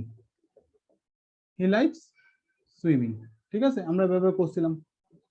আবার ধরেন বলছিলাম a rolling stone gathers no moss, এভাবে বলছিলাম। তাহলে এই যে তিনটা বাক্য আমরা লিখলাম, তিনটা বাক্যের মধ্যে কিন্তু তিন ধরনের ব্যবহার হয়েছে। আমরা এখানে যেহেতু ওয়েন্ট আমাদের এখানে মেইন ভার্ব, তার মানে আমাদের অন্য কোনো ভার্ব আসলে সেটা অবশ্যই কি হবে, সেটা অবশ্যই মার্কেট হয়ে গেছে, মার্কেট হবে। তাহলে সেটা অবশ্যই কি হবে, যেহেতু আমার এখানে ওয়েন্ট মেইন ভার্ব, তাহলে পরবর্তী কোনো ভার্ব আসলে সেটাকে হয় আমরা জিরান করব, হয় ইনফিনিটিভ করব, নাহলে পার্টিসিপল করব। তাহলে আমরা জিরান মানে কি, জিরান মানে হচ্ছে ভার্ব প্লাস আইএনজি, যেটা কাজ করে কিসের মতো, নাউনের মতো কাজ করে। ঠিক আছে? পার্টিসিপল তিন প্রকার বলছিলাম, present participle, past participle, perfect participle. ওটা আমরা পরে যাব, আমরা জাস্ট এটা জেনে রাখি, সেটা হচ্ছে ভার্ব প্লাস আইএনজি, যেটা কাজ করবে হচ্ছে অ্যাডজেক্টিভের মতো। আর ভার্বের ED, any, T dot dot dot এভাবে এটাও কাজ করবে অ্যাডজেক্টিভের মতো। আর একটা ছিল হ্যাভিং, ছিল সেটাও অ্যাডজেক্টিভের মতো কাজ করে। ঠিক আছে? এগুলো আমরা পার্টিসিপলে পড়ে আসছি। ইনফিনিটিভ বলছিলাম আমরা হচ্ছে টু প্লাস ভার্বের বেস ফর্ম, যেটা সাধারণত উদ্দেশ্য, জন্যে, তরে, নিমিত্তে ইত্যাদি প্রকাশ করে। তাহলে উদ্দেশ্যে, জন্যে, তরে, নিমিত্তে, বা আমরা বলছিলাম এক আরে গিয়ে যদি কোনো যদি ভার্ব যদি শেষ হয়, সেক্ষেত্রে আমরা যেটা বসাবো সেটা হচ্ছে এক আরে গিয়ে শেষ, সেখানে আমরা টু বসাবো। তাহলে দেখেন তো, I went to market to buy a shirt, তাহলে মার্কেটে যাওয়ার উদ্দেশ্য কি ছিল? মার্কেটে যাওয়ার উদ্দেশ্য হচ্ছে শার্ট কিনা। তাহলে এখানে উদ্দেশ্য প্রকাশ করলে সেটা আমরা ইনফিনিটিভ বসাচ্ছি, নন ফাইনাইট করছি। এগুলো আমরা দেখে আসছি। হি লাইকস সুইমিং, তাহলে এই যে সুইমিং শব্দটা বসাইলাম, তাহলে সুইমিং শব্দটা আসলে কি? তাহলে সুইমিং শব্দটা হচ্ছে জিরান্ড। ঠিক আছে? সুইমিং শব্দটা হচ্ছে জিরান্ড, কারণ এটা নাউনের মতো কাজ করতেছে, সেটা এটা সরাসরি জিরান্ড। আর rolling stone gathers no moss, তাহলে এই যে রোলিং স্টোন, রোলিং শব্দটা কি? রোলিং শব্দটা হচ্ছে আমাদের অ্যাডজেক্টিভের মতো কাজ করছে, কারণ স্টোন হচ্ছে নাউন, নাউনের আগে যেটা মডিফাই করবে সেটা হচ্ছে কি, অ্যাডজেক্টিভ। আর যেহেতু রোলিংটা অ্যাডজেক্টিভ হিসেবে ব্যবহার করছি, সেটা হচ্ছে কি অ্যাডজেক্টিভ হিসেবে ব্যবহার হয়েছে। আর যেহেতু আইএনজি অ্যাডজেক্টিভ হিসেবে কাজ করে, ভার্ব প্লাস আইএনজি, সেটা হচ্ছে পার্টিসিপল, তাহলে এটার নাম হচ্ছে প্রেজেন্ট পার্টিসিপল। ঠিক আছে? এগুলো আমরা ভাগ করতে পারতেছি বা ভাগ করতে আমরা জানি। তাহলে আমরা এটা যে জন্য বসালাম, সেটা হচ্ছে দেখেন আমার এখানে ওয়েন ছিল মেইন ভার্ব, এখানে লাইকস ছিল মেইন ভার্ব, এখানে গ্যাদার্স ছিল মেইন ভার্ব। যেহেতু একটা করে ফাইনাইট ভার্ব আমার চলে আসছে, তাহলে বাকি কোনো ভার্ব আসলে সেটাকে আমার এই জিরান্ড পার্টিসিপল ইনফিনিটিভের মধ্যে যেটা প্রয়োজন হয় সেটা আমরা বসাইছি। ঠিক আছে, এখানে চাইলে আমরা কি করতে পারবো, এখানে চাইলে আমরা বাইং করতে পারবো না, এখানে চাইলে আমরা সুইম করতে পারবো না। ঠিক আছে, বা এখানে চাইলে আমরা রোল করতে পারবো না, রোল করতে পারবো, টু রোল করতে পারবো না, কারণ যেখানে যেটা দরকার সেখানে আমরা সেভাবে বসাচ্ছি। ক্লিয়ার, নন ফাইনাইট করার জন্য। তাহলে এটা কেন বললাম, কারণ আমরা ফাইনাইট ভার্বকে নন ফাইনাইট অর্থাৎ আরেকটা নন ফাইনাইট ভার্বকে আমরা তিনটা প্রক্রিয়া শিখছি। আমরা আজকে পড়বো হচ্ছে জিরান্ড এবং পার্টিসিপল নিয়ে। সো আমার এত কথা বলার উদ্দেশ্য হচ্ছে জিরান্ড পার্টিসিপলটা আপনারা যাতে কেন বসাই, আসলে জিরান্ড পার্টিসিপল কেন আমরা বসাই সেটা বোঝার জন্য। কারণ নন ফাইনাইট করার জন্য আমরা আসলে জিরান্ড এবং পার্টিসিপল আমরা কিন্তু বাক্যের মধ্যে বসাই।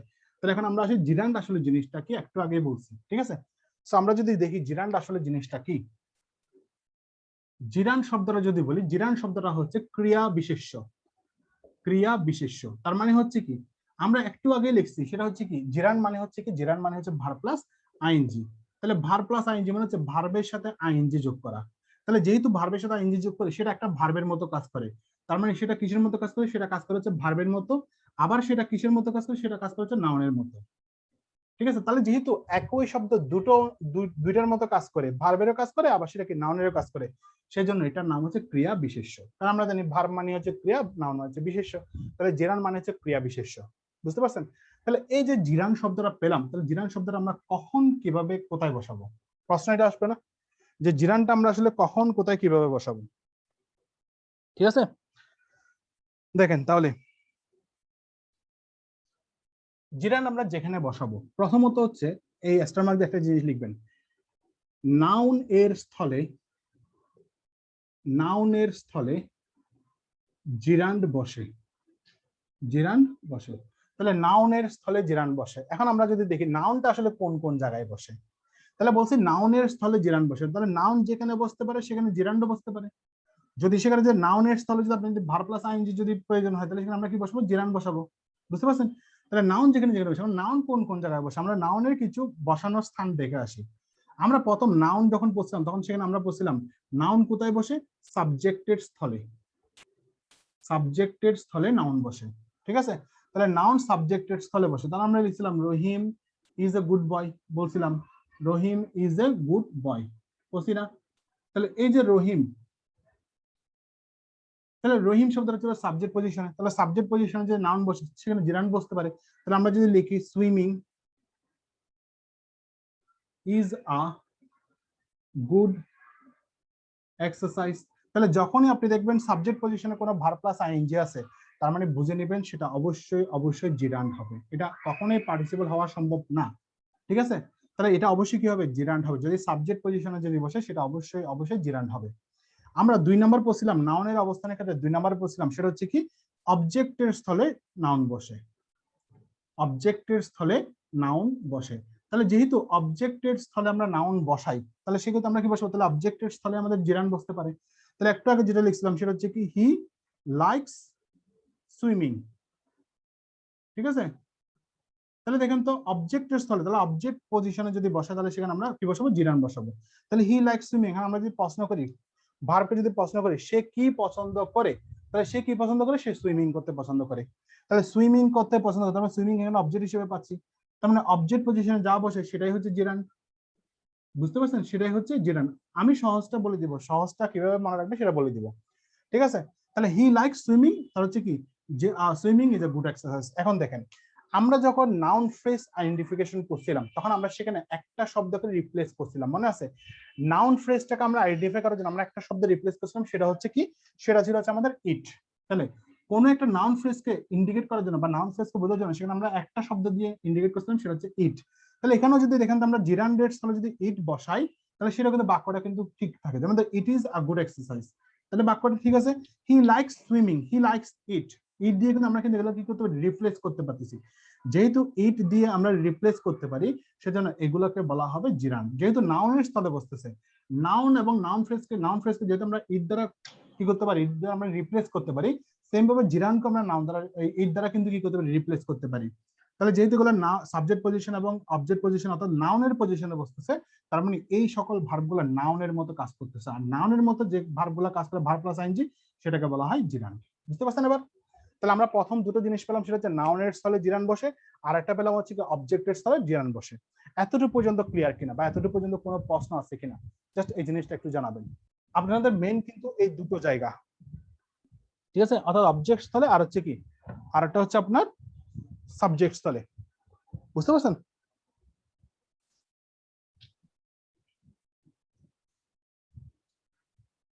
ক্লিয়ার? আচ্ছা,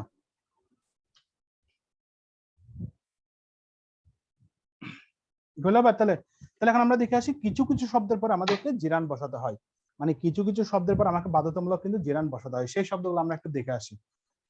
কারণ সবসময় যে আপনার অবজেক্ট আর সাবজেক্ট তো থাকবেই, প্লাস কিছু কিছু শব্দের পর পর কিন্তু আপনার কিন্তু ভার্বের আইএনজি আসবে। তাহলে সেগুলো আসলে জিরান না পার্টিসিপল সেটা আমরা দেখবো। আরো একটা সূত্র আছে যেটা যেটা দিয়ে সাধারণত আমি প্রয়োগ করি, কিন্তু এটা সব সময় যে কাজে লাগবে তা কিন্তু না। এটা কিন্তু 95% সময় কাজে আসবে, কিন্তু 5% সময় কিন্তু আপনারা কিন্তু সমস্যা পড়ে যাবেন। সেটা হচ্ছে আপনারা লিখেন প্রথমে,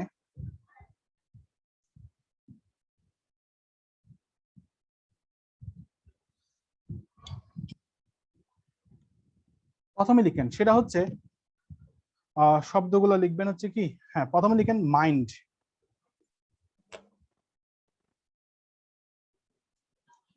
শব্দগুলো লিখবেন মাইন্ড, ওয়ার্ড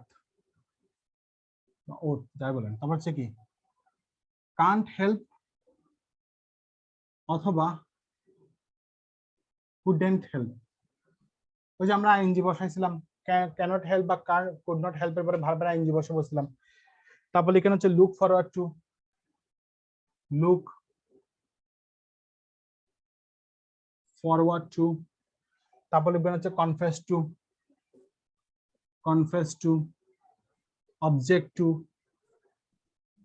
ঠিক আছে, তাহলে কি বললাম, mind, word, can't help, could not help, look forward to, confess to, object to. তারপর লিখেন হচ্ছে be use to, be oblique get, use to, use to. ঠিক আছে, তাহলে be oblique get use to. তারপর লিখবেন হচ্ছে আপনার হ্যাঁ বাই নো ইউজ। ঠিক আছে, অর্থাৎ এইদের পরে যদি কোনো ভার্ব প্লাস আইএনজি আসে, এদের পরে যেহেতু ভার্ব, দেখেন তো মাইন্ড এবং ওয়ার্ড এই শব্দের উপরে ভার্বের আইএনজি করতে হয়, can't help, could not help এর পরে ভার্বের আইএনজি বসাতে হয়, লুক ফরওয়ার্ড টুর পরে ভার্বের আইএনজি, কনফেস টু, অবজেক্ট টুর পরে ভার্বের আইএনজি, বি অথবা গেট ইউজ টুর পরে ভার্বের আইএনজি বসাতে হয়, বাই নো ইউজ এর পরেও আইএনজি বসাতে হয়। যেহেতু ভার্বের আইএনজি বসাতে হয় সেজন্য এটার নাম হচ্ছে জিরান্ড। তার মানে আপনারা যদি ভার্ব শব্দগুলো যদি মাথায় থাকে যে এই শব্দগুলোর পরে যদি ভার্ব প্লাস আইএনজি আসে, সেটা অল টাইম জিরান্ড হিসেবে আমরা কাউন্ট করবো, কখনোই পার্টিসিপল বলা যাবে না। বুঝতে পারছেন? তাহলে এই সকল শব্দের পরে আমরা যেটা বসাবো সেটা হচ্ছে অবশ্যই অবশ্যই আমাদের জিরান্ড বসাতে হবে। ক্লিয়ার?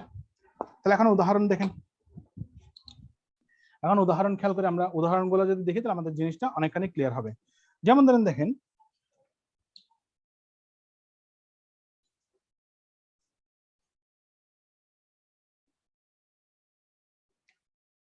আই এম, এটা কিন্তু পরীক্ষা আছে, looking forward, looking forward dash you. ঠিক আছে, এখন এখানে আসছে কি হিসেবে, এখানে আসছে আসলে ভার্ব হিসেবে। তাহলে এখানে কি ছিল, এখানে ছিল টু সি, বি নাম্বারে ছিল to sing, D number C নাম্বারে ছিল সি, ডি নাম্বারে ছিল ধরেন স। তাহলে আমরা তো জানি, আমরা জানি হচ্ছে লুক ফরওয়ার্ড, লুক ফরওয়ার্ডের পরে কি হয়, লুক ফরওয়ার্ড টু এর পরে ভার্বের আইএনজি হয়। আমাদের উত্তর ছিল এটা, এটা ভার্বের কাজ ছিল। এখন আপনারা যদি এভাবে বলতো, আপনাকে যদি এভাবে করতো যে আন্ডারলাইন করে দিয়েছে, আন্ডারলাইন আন্ডারলাইন দেন মানে গ্যাপ দেন, আপনাকে বলছে এরকম যে I am look forward to sing you. ঠিক আছে, এভাবে দিচ্ছে, এখন আন্ডারলাইন করে দিচ্ছে সি, এখন বলছে here the underline word sing is oblique A, is A N, A oblique N. বলছে এ নাম্বার অপশনে বলছে জিরান্ড, বি নাম্বার অপশনে বলছে প্রেজেন্ট পার্টিসিপল,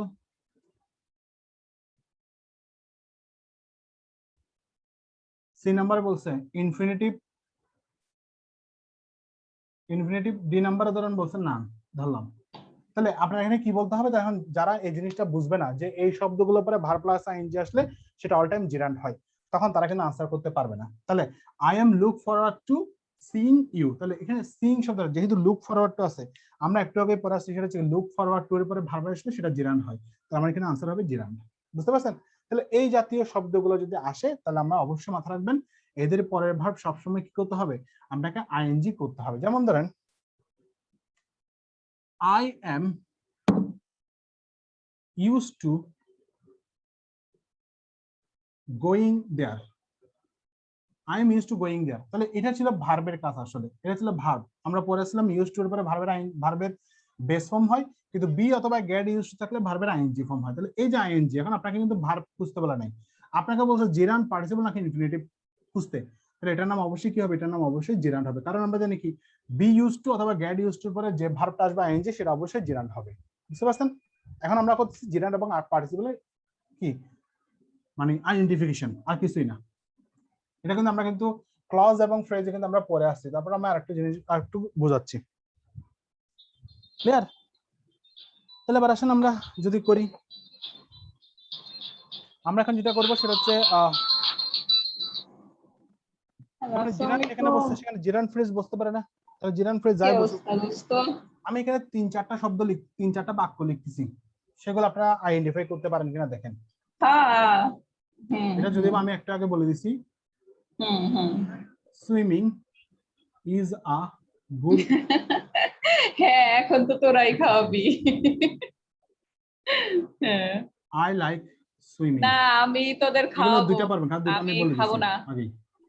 তারপর দেখেন তো আই আমি খাওয়াবো, সমস্যা নাই। সাম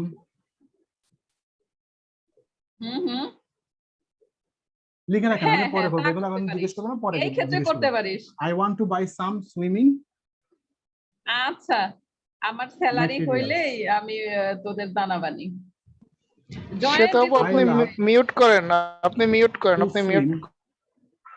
ও sorry in a swimming pool. ঠিক আছে? তাহলে আমি 4টা বাক্য দিলাম, আপনারা একটু লিখে রাখেন জিনিসগুলো, 4টা বাক্যগুলো লিখে রাখেন, আমরা পার্টিসিপল শেষ করার পর আমরা এখানে আসবো, মানে এগুলো জিজ্ঞেস করবো আপনাদেরকে। ঠিক আছে? বা এগুলো বাড়ি কাজ দিব, আপনারা আইডেন্টিফাই করতে পারেন কিনা দেখবো। জাস্ট 4টা জিনিস লিখে রাখেন যে আমরা আইডেন্টিফিকেশন, আমরা যখন আমরা করানোর পার্টিসিপল করানোর পরে আমি আপনাদেরকে জিজ্ঞেস করবো, নাহলে বাড়ি কাজ দিয়ে দিব। বুঝতে পারছেন?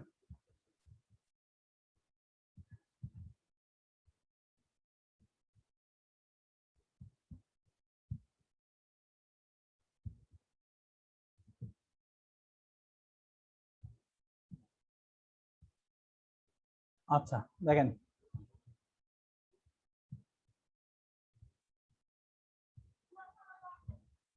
খেয়াল করেন, তাহলে আমাদের মোটামুটি জিরান্ডের কাজ কিন্তু মোটামুটি শেষ, অর্থাৎ আমরা মোটামুটি দেখলাম। আর ঠিক আছে, এখন আমরা আসি হচ্ছে পার্টিসিপলের ক্ষেত্রে। দেখেন পার্টিসিপলের ক্ষেত্রে আমরা এগুলো আপনারা তুলে নিয়েছেন আশা করি, আমি মুছে দিয়েছি, এগুলো আমরা পার্টিসিপল করার পরে একবারে আসবো এগুলোতে, বা আপনাদের বাড়ি কাজ দিয়ে দিব। এখন আমরা আসবো হচ্ছে পার্টিসিপল। আমি শর্টকাট টেকনিকটা এই 4টা সেন্টেন্সে দেখিয়ে দিব বা এখানে দেখিয়ে দিব।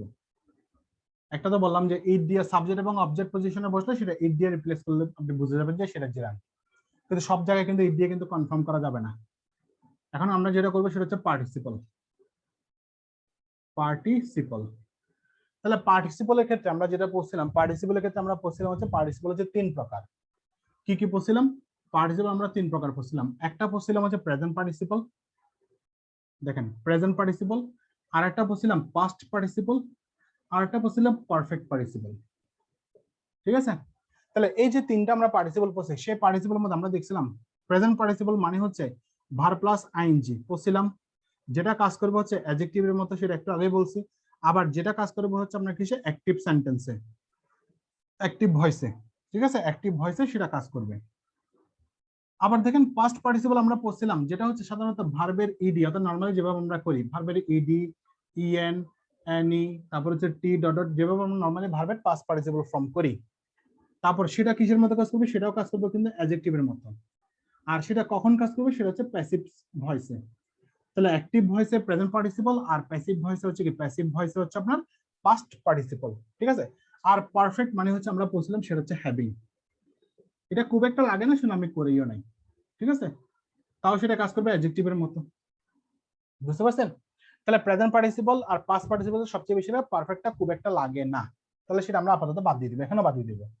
তাহলে জিরান অর্থাৎ participle, present participle verb plus ING অ্যাডজেক্টিভের মতো কাজ করে, আর হচ্ছে কি অ্যাক্টিভ ভয়েসে প্রেজেন্ট পার্টিসিপল বসে।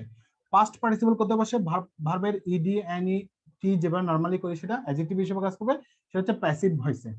আর পারফেক্ট হচ্ছে হ্যাভিং এবং হচ্ছে কি, তাহলে জিরান যদি হয় ক্রিয়া বিশেষ্য, তাহলে পার্টিসিপল কি, পার্টিসিপল কিসের মতো কাজ করে বলছি, ভার্বের মতো কাজ করে, আর কিসের মতো কাজ করে সেটা হচ্ছে অ্যাডজেক্টিভের মতো কাজ করে। তাহলে আমরা বাংলার ক্ষেত্রে যদি দেখি, এটা মানে হচ্ছে ক্রিয়া, এটা মানে হচ্ছে বিশেষণ, তার মানে আমার পার্টিসিপল কাজ করা হচ্ছে ক্রিয়া বিশেষণ হিসেবে। ক্রিয়া বিশেষণ আমরা পড়ছি না, ক্রিয়া বিশেষণ, ওই ক্রিয়া বিশেষণ মানে হচ্ছে পার্টিসিপল। ঠিক আছে, তাহলে এখন আমরা দেখবো হচ্ছে ডিটেলস দেখবো আসলে সেগুলা কিভাবে আমরা আসলে কাজ করি, বুঝতে পারছেন? তাহলে আমরা দেখেন তো এখানে যে পার্টিসিপল বলছি, সে পার্টিসিপলটা কোথায় বসে বলছি, নাউনের অ্যাডজেক্টিভ হিসেবে বসে। তাহলে অ্যাডজেক্টিভ কি করে, অ্যাডজেক্টিভ যেটা করে সেটা হচ্ছে অ্যাডজেক্টিভ সবসময় সে নাউনকে মডিফাই করবে, শুরুতে বসুক আর শেষে বসুক। আমরা দেখে আসছিলাম সেটা হচ্ছে কি অ্যাট্রিবিউটিভ অ্যাডজেক্টিভ আর হচ্ছে প্রেডিকেটিভ অ্যাডজেক্টিভ, আমরা শিখে আসছি জিনিসগুলো। তাহলে অ্যাডজেক্টিভ নাউনের আগে বসে মডিফাই করতে পারে, পরে বসে মডিফাই করতে পারে, সেটা আমরা শিখে আসছি। তাহলে আমরা সাধারণত এখানে যেটা করবো সেটা হচ্ছে আগে বসে আমরা মডিফাইটা করব, অর্থাৎ অ্যাট্রিবিউটিভ অ্যাডজেক্টিভ করব। তাহলে অ্যাট্রিবিউটিভ যেহেতু অ্যাডজেক্টিভ করব, তো আমরা এখানে যেটা করবো সেটা হচ্ছে কি যেটা বলবো সেটা হচ্ছে অ্যাডজেক্টিভ শুরুতে বসাবো। তাহলে দেখেন আমরা যদি বলি বিউটিফুল, বিউটিফুল লেডি যদি বলি, তাহলে লেডি শব্দটা ছিল নাউন, তার আগে আমরা বিউটিফুল বসাইছি অ্যাডজেক্টিভ। সেম ভাবে আমরা যদি ভার্ব প্লাস আইএনজি বসাই নাউনের আগে, সেটা অবশ্যই কি হবে, সেটা অবশ্যই আইএনজি করতে হবে, বুঝতে পারছেন? আইএনজি করতে হবে অথবা পাস্ট পার্টিসিপল ফর্ম করব, যাই করি না কেন আমার সেটা অ্যাডজেক্টিভ হিসেবে আমরা ব্যবহার করব, ঠিক আছে? তাহলে আমরা শুরুতে যদি লিখি, প্রথমে যেটা লিখবো সেটা হচ্ছে, যেহেতু আমরা অ্যাডজেক্টিভ হিসেবে বসাবো, তাহলে এখানে যদি খেয়াল করেন, দেখেন তো বার্ড, এই বার্ড শব্দটা লিখলাম। তাহলে বার্ড শব্দটা লেখার ফলে আমি এখানে যদি লিখি ফ্লাই, ফ্লাই শব্দটা ফ্লাই বার্ড তো হয় না, আমরা লিখি কি ফ্লাইং বার্ড, তার মানে উড়ন্ত পাখি। তাহলে উড়ন্ত পাখি। এবার আসি প্রকৃতি ও প্রত্যয়ে আসি, উড়ন্ত পাখি, ঠিক আছে? তাহলে উড়ন্ত, উর যোগ অন্ত, তাহলে অন্ত শব্দটা আসতেছে এখানে, তাহলে উর যোগ অন্ত মানে উর ধাতুর সাথে অন্ত শব্দটা যোগ করলে যেটা হয় সেটা হচ্ছে মানে কি উড়ন্ত, তার মানে চলমান। তাহলে চলমান কোনো কিছু প্রকাশ করলে সেটাকে আমরা বলবো কি, সেটাকে আমরা বলবো পার্টিসিপল। তাহলে আমি কথাটা যেটা বললাম সেটা হচ্ছে কি, যদি চলন্ত কোনো কিছু যদি প্রকাশ হয় তাহলে সেটাকে আমরা কি বলবো, সেটাকে আমরা বলবো পার্টিসিপল। যেমন আমরা একটু আগে বলছিলাম না রোলিং, রোলিং স্টোন, কেন আমরা রোলিং কে কেন পার্টিসিপল বলতেছি, ঠিক আছে? সেটা প্রথম কাজ হচ্ছে সেটা কি করছে, সে নাউনকে মডিফাই করছে। তাহলে পাখিটা কোন অবস্থায় আছে, কারণ আমরা জানি অ্যাডজেক্টিভের কাজ কি, অ্যাডজেক্টিভের কাজ হচ্ছে কোন নাউনের দোষ গুণ অবস্থা সংখ্যা পরিমাণ ইত্যাদি প্রকাশ করার কাজটা কি করে, অ্যাডজেক্টিভ করে। তাহলে পাখিটা কি অবস্থায় আছে, উড়ন্ত অবস্থায় আছে, তাহলে পাখির অবস্থা নির্দেশ করছে সেটা, এটা হচ্ছে অ্যাডজেক্টিভ। আর অ্যাডজেক্টিভ হিসেবে ভার্ব প্লাস আইএনজি যখন কাজ করবে সেটার নাম হচ্ছে পার্টিসিপল। সেটা এভাবেও মনে রাখতে পারি, অথবা আমরা মনে রাখতে পারি চলমান জিনিসগুলো। তাহলে উড়ন্ত, উড়ন্ত মানে হচ্ছে পাখিটা কিন্তু চলমান আছে।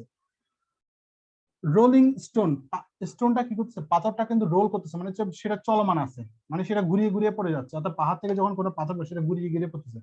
তাহলে রোলিং স্টোন তাহলে কি চলন্ত, অর্থাৎ রোলিং মানে হচ্ছে ঘূর্ণায়মান পাথর, তাহলে ঘূর্ণায়মান পাথর যেহেতু বলতেছি তার মানে সেটা কিন্তু চলমান আছে, অর্থাৎ রোলিং, তাহলে চলন্ত পাথর। আমরা যদি এখানে যদি বলি বাংলা যদি হিসাব করি তাহলে হচ্ছে চলন্ত পাথর, ঠিক কিনা?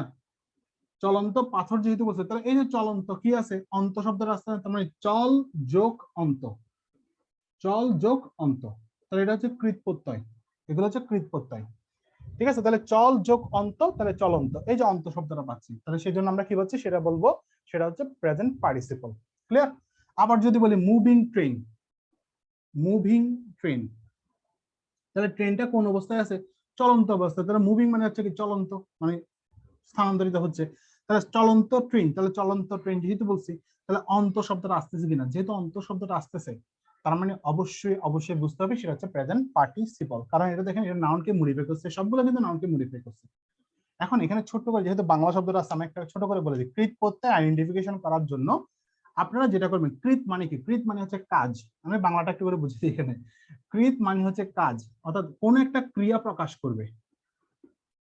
ঠিক আছে, কৃত প্রত্যয় সবসময় একটা ক্রিয়া প্রকাশ করবে। যেহেতু ক্রিয়া প্রকাশ করবে, তাহলে দেখেন এই ক্রিয়ার উপর, ক্রিয়ার আগে আমরা যদি তুই শব্দটা যদি ব্যবহার করি, আমি প্রত্যয়টা একটু করে বুঝিয়ে দিচ্ছি। প্রত্যয়টা অনেকের ক্ষেত্রে আইডেন্টিফিকেশন দেখা যায় কোনটা কৃত প্রত্যয় কিভাবে আনবে, কোনটা তদ্ধিত প্রত্যয় আইডেন্টিফাই করবেন। এই যদি কোনো একটা ক্রিয়ার আগে যদি আমরা যদি তুই ব্যবহার করি, তাহলে দেখবেন দেখেন তো এখানে একটা ক্রিয়া হয়, মানে কোনো একটা কাউকে কোনো কিছু করার জন্য আপনি বলতেছেন। যেমন দেখেন তুই উড়, মানে কাউকে আপনি উঠতে বলতেছেন, তাহলে তুই উড় মিলতেছে। তুই চল, তুই ধর, তুই কর, এভাবে যদি বলি, অর্থাৎ কোন একটা তুই যোগ করলে যদি আমরা যদি কোনো একটা কাউকে কোনো একটা কাজ যদি তুচ্ছাতে ভাবে কোনো একটা কাজ করার জন্য যদি বলে, সেটা অবশ্যই অবশ্যই এটা হবে কৃত প্রত্যয়। তাহলে তুই চল, তুই উড়, তুই ঘুর, তুই ঘুম, যা হোক। কিন্তু দেখেন তো আমরা যদি ভাবি যদি পূজা যোগ আরি এভাবে বললাম, এখন এখানে আমরা যদি তুই যোগ করি, তুই পূজা, এখানে কিন্তু কাজ বোঝায় না, এখানে বোঝাইছে কি নাম। তাহলে যেহেতু নাম বুঝাইছে সেটা হচ্ছে তদ্ধিত প্রত্যয়। যদি কাজ বোঝাই কৃত প্রত্যয়, নাম বুঝাইলে তদ্ধিত প্রত্যয়। এভাবে আপনি আইডেন্টিফাই করতে পারবেন তদ্ধিত কোনটা কৃত কোনটা। এখন কোনটা সংস্কৃত কোনটা বাংলা সেটা এখানে এটা দিয়ে আইডেন্টিফাই করতে পারবেন না। জাস্ট আমি একটু করে বলে দিলাম জিনিসটা কৃত প্রত্যয় আর তদ্ধিত প্রত্যয় কিভাবে নরমালি আপনি আইডেন্টিফাই করতে পারবেন। ঠিক আছে, বুঝতে পারছেন? যেমন আমরা বলি না স্লিপিং ম্যান, স্লিপিং ম্যান, তাহলে এই যে স্লিপিং ম্যান বললাম, তাহলে স্লিপিং মানুষটা কি অবস্থায় আছে? মানুষটা ঘুমন্ত মানুষ, মানে হচ্ছে ঘুমন্ত মানুষ। তাহলে মানুষটা কি অবস্থায় আছে? ঘুমন্ত অবস্থায় আছে, তাহলে অবস্থা প্রকাশ করছে, তার মানে এটা হবে প্রেজেন্ট পার্টিসিপল। বুঝতে পারছেন? এবার এটা কিন্তু জিরান নয়। তার মানে আমরা এখানে যেটা বুঝতেছি, যেখানে ভার প্লাস আইএনজি থাকবে, তারপরে যদি কোনো একটা যদি সরাসরি কোনো একটা নাউন থাকে, তাহলে সেটা অবশ্যই অবশ্যই সেটা পার্টিসিপল। কখনোই সেটা নাউন জিরান বলতে পারবেন না। বুঝতে পারছেন? যদি পরবর্তীতে কোনো একটা যদি নাউন থাকে পার্টিসিপল অর্থাৎ ভার প্লাস আইএনজির পরে, সেটা অল টাইম হচ্ছে কি? সেটা অল টাইম হচ্ছে প্রেজেন্ট পার্টিসিপল। ঠিক আছে, যদি আইএনজি হয়। ক্লিয়ার? অর্থাৎ নাউন থাকলে সেটা পার্টিসিপল হবে, সেটা প্রেজেন্ট হোক পাস্ট পার্টিসিপল যাই হোক, একটা নাউন আপনারা অবশ্যই থাকবে। যেমন আমরা একটু লিখছিলাম, সেটা হচ্ছে কি I want to buy some swimming material. করছিলাম না? Some swimming materials. এখন আপনার আন্ডারলাইন করা আছে সুইমিং এ, ম্যাটেরিয়ালস কিন্তু আন্ডারলাইন করা নাই। আপনার আন্ডারলাইন করা আছে সুইমিং এ। ধরেন তাহলে সুইমিংটা এখানে কি বলবো? এখন সুইমিংটাকে আমরা জিরান বলবো না পার্টিসিপল বলবো, সেটা আমার আইডেন্টিফাই করবে, আইডেন্টিফাই করবে হচ্ছে নাউনটা। তাহলে ম্যাটেরিয়ালস যেহেতু নাউন, সো নাউনের আগে যা বসে তাই হচ্ছে কি অ্যাডজেক্টিভ। আর নাউনের আগে যেহেতু আমরা এখানে আইএনজি বসছে, অ্যাডজেক্টিভ হিসেবে বসছে, আমরা সেটা হচ্ছে প্রেজেন্ট পার্টিসিপল। বুঝতে পারছেন? আবার পরেরটা কি বলছিলাম? 4 নাম্বারটা বলছিলাম কি যে I love to swim, I love to না আচ্ছা বাক্যটা লিখে তাহলে বুঝিয়ে দিতে পারে। তাহলে কোশ্চেন এরকম, I love to swim in a swimming পুল করছিলাম। তাহলে I love to swim in a swimming pool করছিলাম। তাহলে এখানে সুইমিং শব্দটা কি? তাহলে এখানে সুইমিং শব্দটা আসলে কি? সুইমিং শব্দটা আসলে কি? পুল শব্দটা কি? পুল শব্দটা হচ্ছে নাউন। যেহেতু নাউনের আগে কি বসে? সুইমিং বসে, তাহলে নাউনের আগে কি বসে? নাউনের আগে বসে অ্যাডজেক্টিভ। তাহলে অ্যাডজেক্টিভের মতো কাজ কি করে? প্রেজেন্ট পার্টিসিপল করে। তাহলে এটা নাম হচ্ছে প্রেজেন্ট পার্টিসিপল। তাহলে এটা কখনোই আপনি জিরান বলতে পারবেন না। তাহলে নিয়মটা হচ্ছে যদি কোনো একটা ভার্বের আইএনজির পরে যদি কি থাকে? নাউন থাকে, তাহলে বুঝবেন সেই নাউন, সেই ভার্ব প্লাস আইএনজিটা অল টাইম প্রেজেন্ট পার্টিসিপল। ঠিক আছে? আর যদি নাউন না থাকে তাহলে সেটা হচ্ছে জিরান্ড। যেমন আমরা বলছিলাম swimming is a good exercise, যখন আমরা সুইমিং বলছিলাম, swimming is a good exercise বলছি। ঠিক আছে, এই swimming is a good exercise, তখন দেখেন তো এই সুইমিং এর পরে কোনো নাউন নাই, সরাসরি ভার্ব আছে। তার মানে এটা সরাসরি নাউনের মতো কাজ করছে, সেটা এটা হচ্ছে জিরান্ড। আবার বলছিলাম আই লাইক বা হি লাইকস সুইমিং বলছিলাম, মনে আছে? তাহলে সুইমিং, তাহলে এখানে আমরা যে সুইমিং বলি, এখানে দেখেন তো সুইমিং এর উপরে কোনো শব্দ কিন্তু নাই, আর সেটা অবজেক্ট পজিশনে বসছে, অর্থাৎ নাউনের মতো কাজ করছে, সেটা এটার নাম হচ্ছে জিরান্ড। আর যেহেতু এরপরে কোনো নাউন নাই, অল টাইম সেটা অবশ্যই কি হবে? সেটা জেরান্ড হিসেবে আমাকে ব্যবহার করতে হবে। বুঝতে পারছেন? এই ছোটখাটো জিনিসগুলো যদি বুঝতে পারেন, আপনার জেরান্ড এবং পার্টিসিপল ব্যবহার করাটা কিন্তু খুবই খুবই সহজ হয়ে যাবে আপনাদের জন্য। ঠিক আছে? এখন এই যে রুলস বললাম, এটা দিয়ে আপনি 95% সময় কিন্তু কাজে লাগাতে পারবেন, কিন্তু 5% সময় মানে হচ্ছে 5% না, খুব অল্প সময়ে কিন্তু আপনি মানে খুব অল্প জায়গায় কিন্তু একটু কনফিউশন থাকবেন, কিন্তু মেজরিটি সময় কিন্তু আপনি কিন্তু কাজে লাগাতে পারবেন কোনটা জেরান্ড কোনটা পার্টিসিপল সেটা অনুযায়ী। আমি আপনাকে অনেকগুলো কিন্তু টেকনিক দেখাচ্ছি। অন্তত চলমান বুঝলে সেটা প্রেজেন্ট পার্টিসিপল, নাউনের আগে বসলে সেটাও প্রেজেন্ট পার্টিসিপল। ঠিক আছে, আমরা আরো কিছু দেখে আসি প্রেজেন্ট পার্টিসিপলের ক্ষেত্রে। ঠিক আছে, দেখেন আমি আপনাকে একটা বাক্য দিই, দা স্টোরি ওয়াজ ইন্টারেস্টিং, মানে কনফিউশনটা কোন জায়গায় লাগবে? বলেন তো ইন্টারেস্টিং শব্দের এখানে কি জিরান না পার্টিসিপল? ইন্টারেস্টিং শব্দটা জিরান নাকি পার্টিসিপল?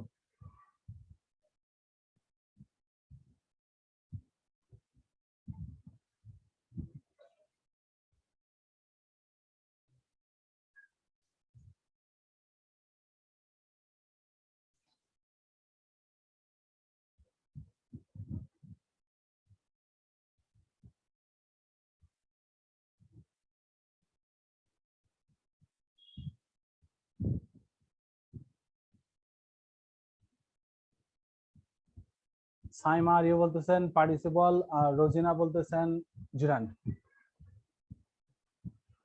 বলেন, বাকিরাও বলেন, সমস্যা নেই। জিরান না পার্টিসিপল?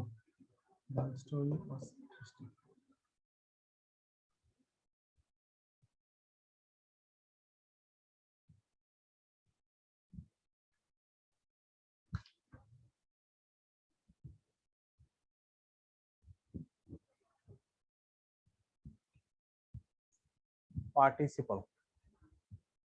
আচ্ছা,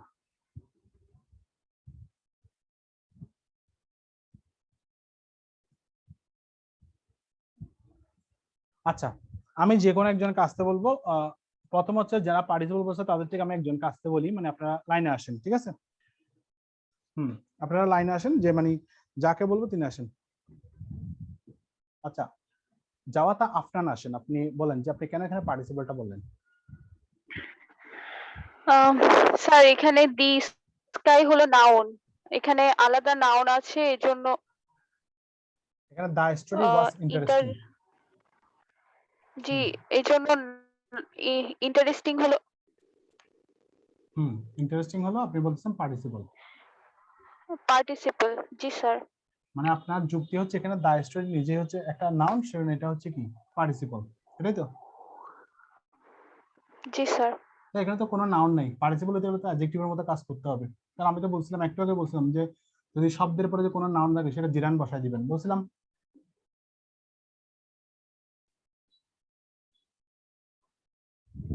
একটু আগে বলছি, ঠিক আছে? আচ্ছা, জান্নাতুল নাইম আসুন তো, কেন জিরান বলছেন, পার্টিসিপল বলছেন? আসসালামু আলাইকুম। ওয়ালাইকুম আসসালাম। জি ভাইয়া, এখানে the story was interesting, the স্টোরিটা একটা নাউন এবং ইন্টারেস্টিংটা নাউন সম্পর্কে তথ্য দিচ্ছে। আচ্ছা, ইন্টারেস্টিং শব্দটা নাউন সম্পর্কে মানে কি দিচ্ছে, মানে নাউন অর্থাৎ স্টোরি সম্পর্কে একটা ইনফরমেশন দিচ্ছে, জি, ঠিক আছে? এই জন্য এটা যেটা কাজ করতেছে, এই জন্য এটাকে পার্টিসিপল। আচ্ছা, বলেন তো বাক্যটা আসলে এখানে আসলে মানে এটা কি হিসেবে, মানে দা স্টোরি ওয়াজ ইন্টারেস্টিং আসলে কিসের, মানে কিসের উদাহরণ আসলে বলতে পারবেন? বাদ দেন, আমি ইন্টারেস্টিং কথা বলবো। আমি যদি বলি আপনাকে, যদি বলি দা স্টোরি ওয়াজ ইন্টারেস্টিং, এটা আসলে কিসের উদাহরণ? মানে এখানে আসলে আর কোন গ্রামারটা ইউজ করা হয়েছে বলতে পারবেন? বলতে পারবেন না, এটাই তো? আচ্ছা, ঠিক আছে, সমস্যা, আমি বলে দিব সবকিছু। তারপর রোজিনা আক্তার আসেন। জিরান কেন? ভাইয়া বলেন। ভাইয়া এখানে তো অবজেক্টের জায়গায় বসছে, তারপরে হচ্ছে এটার পরে আর কোনো নাউন নাই, সেই সেন্সে এটা আচ্ছা, জিরান। যেটা আমি বলছিলাম, নাউন না থাকলে জিরান বসাতে বলছি। আর এখানে অবজেক্টের স্থলে বসাতে গেলে আপনি অবশ্যই হোয়াট এবং হুম দ্বারা প্রশ্ন করতে হবে, ঠিক আছে? হোয়াট এবং হুম দ্বারা প্রশ্ন করলে সেটা হচ্ছে অবজেক্ট মানে আইডেন্টিফাই করতে পারবেন। তাহলে এটাকে আসলে অবজেক্ট না, তাহলে তো এখানে হচ্ছে কি ইন্টারেস্টিং, মানে কোনটা ইন্টারেস্টিং? আমার হচ্ছে স্টোরি টেলিং, এখানে স্টোরি পাচ্ছি, ইন্টারেস্টিং শব্দটা কিন্তু পাচ্ছি না অবজেক্ট হিসেবে। সো এটা কিন্তু অবজেক্ট পজিশনে না, সো আপনি কিন্তু এখানে জিরান বলতে পারবেন না। এটা আসলে এখানে পার্টিসিপল, ঠিক আছে? কেন পার্টিসিপল সেটা আমি একটু করে বলি, ব্যাখ্যা দিই। দেখেন, আমি বলছি 95% সময় আপনি সরাসরি নাউন না থাকলে বসে দিতে পারবেন, কিন্তু কিছু ক্ষেত্রে আপনি সমস্যায় পড়বেন। এই সমস্যাটা হচ্ছে এই জাতীয় সমস্যাগুলো।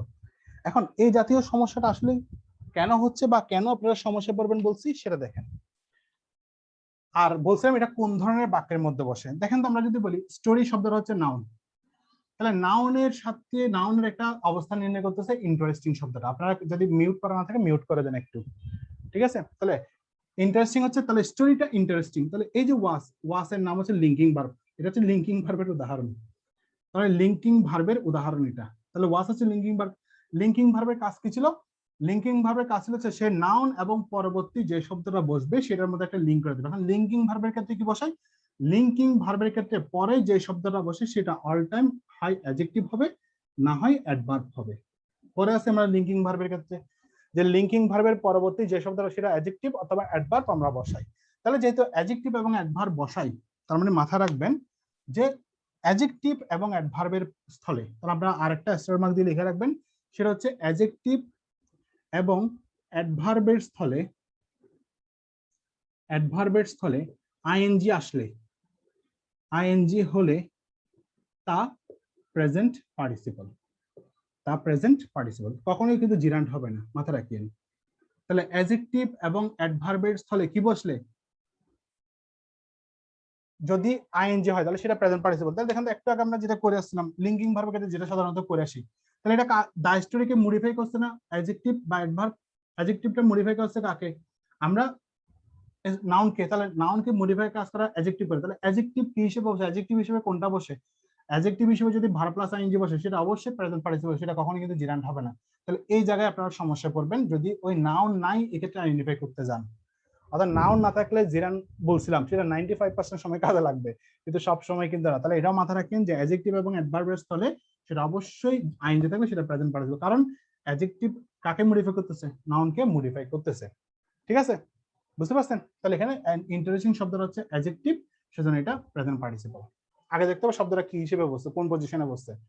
ঠিক আছে, তাহলে আপনারা আইডেন্টিফাই করতে পারবেন। তাহলে এই ছিল মোটামুটি আপনাদের মানে মানে জিরান্ট এবং পার্টিসিপলের যে প্যাচটা আমি বলছিলাম 5% এর ক্ষেত্রে এটা একটা অন্যতম প্যাচ।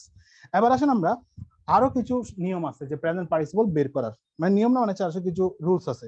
সেটা হচ্ছে কখনো কখনো দেখবেন আমরা বাক্যের মধ্যে দ্বিত্ব হয়, দ্বিত্ব মানে হচ্ছে দ্বিরুক্ত শব্দ আমরা বসাই, দ্বিরুক্ত শব্দ। এখন দ্বিরুক্ত শব্দ মানে হচ্ছে যেটা দুইবার উক্ত হয়েছে এমন, লেখা আছে এভাবে দ্বিরুক্ত সংখ্যা আছে, যেটা দুইবার উক্ত হয়েছে এমন শব্দকে বলা হয় দ্বিরুক্ত শব্দ।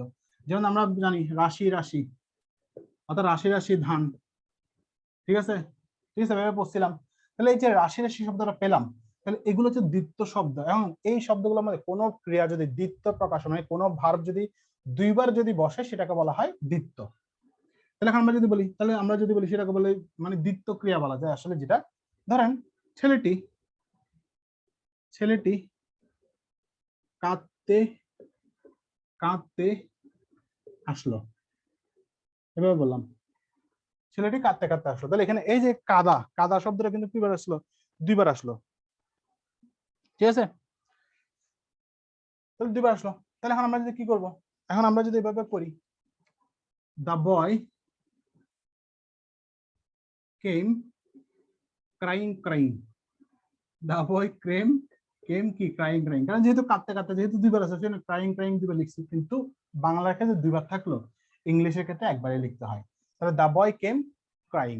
তাহলে এই যে আইএনজি বসালাম, এই যে দ্বিত্ব হলো, এই যে দ্বিত্বের জন্য যে আইএনজি করলাম সেটা অল টাইম কিন্তু প্রেজেন্ট পার্টিসিপল, এটা কিন্তু জিরান্ট হবে না, এটা কিন্তু জিরান্ট হবে না। তাহলে প্রেজেন্ট পার্টিসিপল ক্ষেত্রে দ্বিত্ব যদি কোনো শব্দ যদি দ্বিত্ব বোঝায় সেটাও কিন্তু প্রেজেন্ট পার্টিসিপল হবে, বুঝতে পারছেন? তাহলে দ্য বয়, যেমন দ্য বয় ওয়েন্ট টু কি, ওয়েন্ট টু রানিং, তাহলে ছেলে দৌড়াতে দৌড়াতে চলে গিয়েছিল, অর্থাৎ দৌড়াতে দৌড়াতে কাঁদতে কাঁদতে ডাবল শব্দ যদি আসে। ঠিক আছে, যেমন ধরেন যদি বলি ছেলেটি হাসতে হাসতে চলে গেল, তাহলে হাসতে হাসতে মানে কি? আর আপনি লিখবেন দ্য বয় ওয়েন্ট লাফিং লাফিং না, একবারে লিখবেন দ্য বয় ওয়েন্ট লাফিং, শেষ। তাহলে এই যে আমরা দ্বিত্ব শব্দটা পাচ্ছি সেটাও কিন্তু আমরা কি পাচ্ছি? প্রেজেন্ট পার্টিসিপল আমরা ব্যবহার করতে হবে। ঠিক আছে, তারপর আসেন। ঠিক আছে, আচ্ছা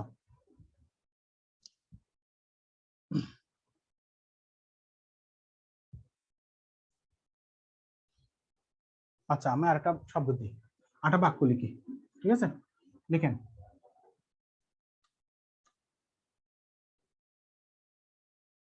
the girl was singing dancing। দেখেন তো ইংলিশের বাক্যটা কেমন কেমন জানি লাগতেছে, the girl was singing dancing, আর দেখতে কেমন যেন অড লাগে। আসলে বাক্যটা হচ্ছে দ্বিত্ব শব্দের। ঠিক আছে, তার মানে আমরা যদি বলি বালিকাটি নাচতে নাচতে গাইছিল, অর্থাৎ সে গান গাচ্ছিল আর কি, মানে নাচতে নাচতে গান গাচ্ছিল। তাহলে এই যে জিনিসটা, তাহলে এই যে নাচতে নাচতে দ্বিত্ব হয়েছে না? যখন দেখবেন যে এরকম বাংলা, এখন আপনি তো বাংলা দেখলে না বুঝতে পারেন দ্বিত্ব, কিন্তু যখন দেখবেন এরকম একটা অড মানে অড একটা সেন্টেন্স তৈরি হয়েছে, মানে the girl was singing dancing, ঠিক আছে? তখন বুঝতে হবে এই ড্যান্সিং শব্দটা আসলে দ্বিত্ব প্রয়োগ করছে। যেমন ধরেন the boy went crying, the boy went লাফিং, এভাবে আছে। এগুলো কিন্তু খুব একটা আসে না, দ্বিতীয়টা খুব একটা আসবে না, ওই আপনার প্রথম জিনিসগুলো আসবে, চলন্ত যেগুলো অন্ত প্রকাশ করে সেগুলো কিন্তু বেশি আসে। দ্য গার্ল ওয়াজ ড্যান্সিং, তাহলে এই যে ড্যান্সিং শব্দটা আছে সেটা হচ্ছে কি আমার অ্যাডজেক্টিভ হিসেবে কাজ করে। কারণ কি দেখেন তো বালিকাটি কোন অবস্থায় ছিল, বালিকাটি প্রথম অবস্থায় ছিল গান গাচ্ছিল, মানে গান গাইতেছিল সে, এরপর কি করতেছিল সে নাচতেছিল। তাহলে দেখেন তো ওয়াজ সিঙ্গিং হচ্ছে ফাইনাইট ভার্ব, যেহেতু অক্সিলারি সহ আছে সো এটা হচ্ছে ফাইনাইট ভার্ব। যেহেতু একটা ফাইনাইট ভার্ব আমার বাক্যের মধ্যে চলে আসছে তাহলে পরবর্তী ভার্ব বসাইতে হবে। এখন পরবর্তী ভার্ব কি করতে হবে, হয় ইনফিনিটিভ জিরান নাহলে পার্টিসিপল বসাবো। এখন জিরান তো বসবে না, কারণ কি আমার এখানে দা গার্ল কোন অবস্থায় আছে, বালিকাটি কোন অবস্থায় আছে, অর্থাৎ গান করা অবস্থায় সে নাচতেছিল, তাহলে নাচার অবস্থায় ছিল, ঠিক আছে? সে গান এবং নাচা দুটাই করতেছিল, তাহলে যেহেতু নাচার অবস্থায় মানে নৃত্যরত অবস্থায় ছিল, সেক্ষেত্রে আমাকে এটা অবশ্যই যেহেতু অবস্থা প্রকাশ করতে সেটা অবশ্যই অ্যাডজেক্টিভ, আর যেহেতু অ্যাডজেক্টিভ সো সেটা প্রেজেন্ট পার্টিসিপল। বুঝতে পারছেন? যদি দ্বিত্ব বোঝায় তাও কিন্তু কি হয় প্রেজেন্ট, এগুলো হচ্ছে মানে ট্রান্সলেশনের ক্ষেত্রে জিনিসগুলো লাগে। বুঝতে পারছেন? ক্লিয়ার? এবার আসি, দেখেন আজকে কিন্তু বেশিরভাগ কিন্তু বাংলার সাথে মিলকরণ করে পড়াইতে হচ্ছে।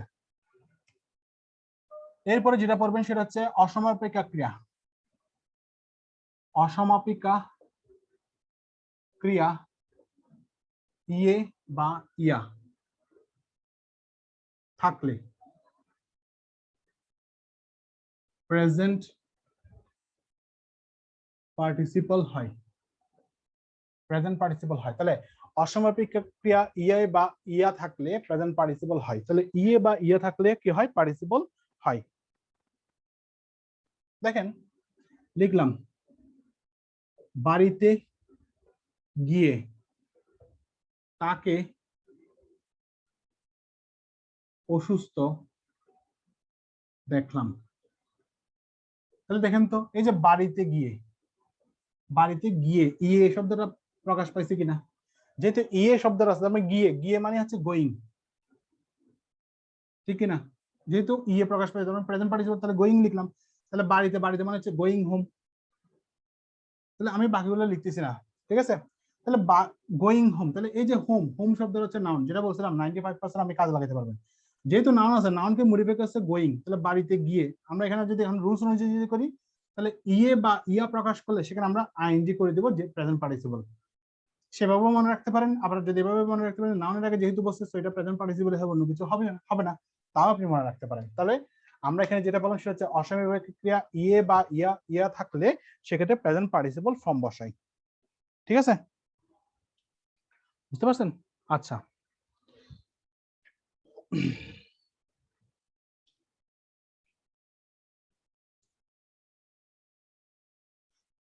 তারপর আসেন এবার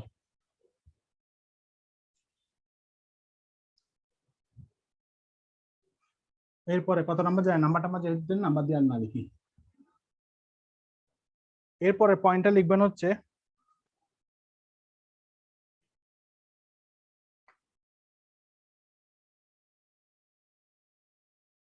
কোন বাক্যে, আর নাই আর খুব একটা নাই, শেষ হয়ে যাবে। কোন বাক্যে নাউন বা প্রনাউনের পর আইএনজি যুক্ত ভার্ব হলে সাধারণত তা প্রেজেন্ট পার্টিসিপল হয়। তাহলে এখানে বলছে নাউন বা প্রনাউনের পরে যদি আইএনজি যুক্ত করে যদি ভার্ব আসে তাহলে সাধারণত সেটা কি হয়, সেটা সাধারণত প্রেজেন্ট পার্টিসিপল হয়। তাহলে আমরা যদি দেখে আসি,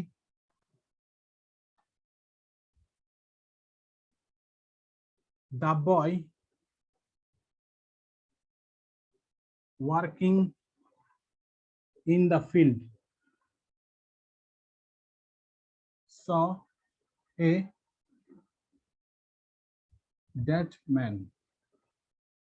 তাহলে দেখেন তো আমরা এই যে রুলস লিখলাম, কোন বাক্যে নাউন বা প্রনাউনের পর যদি ভার্ব অর্থাৎ আইএনজি যুক্ত যদি ভার্ব চলে আসে সেটাকে আমরা সাধারণত কি করবো, প্রেজেন্ট পার্টিসিপল হিসেবে কাউন্ট করবো। তাহলে মূল বাক্যটা হচ্ছে এরকম, দা বয় saw a dead man, তাহলে এই যে বাক্যটা আমরা পাইছিলাম সেটা হচ্ছে অতিরিক্ত, অতিরিক্ত, কারণ এটা একটা কি ফ্রেজ, যেহেতু এটা ফ্রেজ তাহলে আমরা কি করবো, এই যে ওয়ার্কিং আছে তাহলে দেখো নাউনের পর পরে একটা ভার্ব চলে আসছে, তাহলে যেহেতু নাউনের পর একটা এক্সট্রা করে একটা ভার্ব চলে আসছে, এখানে মেইন ভার্ব হচ্ছে স, তার মানে আরেকটা ভার্ব যেহেতু চলে আসছে সেটা নন ফাইনাইট ভার্ব করছি, তাহলে আইএনজি দিয়ে নন ফাইনাইট ভার্ব করছি।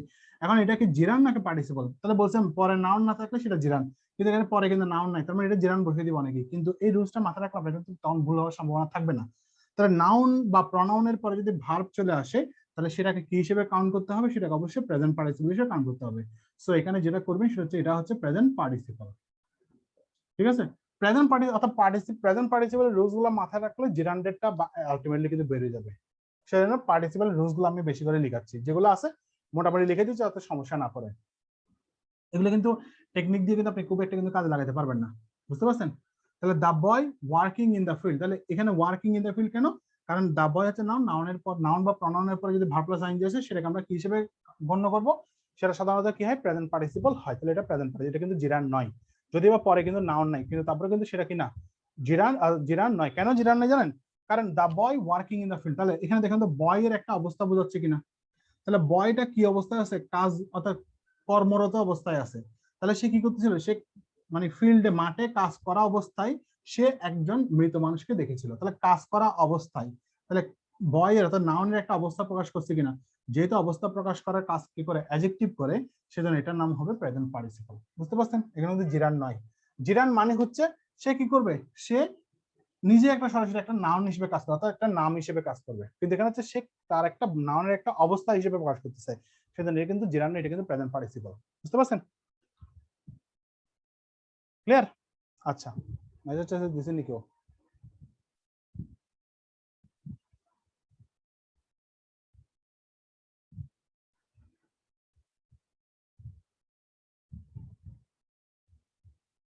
দেখেন, তাহলে মোটামুটি আমাদের প্রেজেন্ট পার্টিসিপল আমাদের মোটামুটি অনেকখানি বোঝা গেল, ঠিক আছে। এবার আসেন আমরা দেখি, আমরা দেখি আবার কিছু প্রিভিয়াস ইয়ারের কিছু কোয়েশ্চেন আমরা করি, তাহলে আমাদের জিনিসটা কিন্তু ক্লিয়ার হবে। নাউন এবং অ্যাডজেক্টিভ, নাউন এবং জিরান এবং পার্টিসিপল। তাহলে প্রথমে প্রিভিয়াস কোয়েশ্চেন গুলো লিখবেন হচ্ছে এরকম যে আই ওয়াক because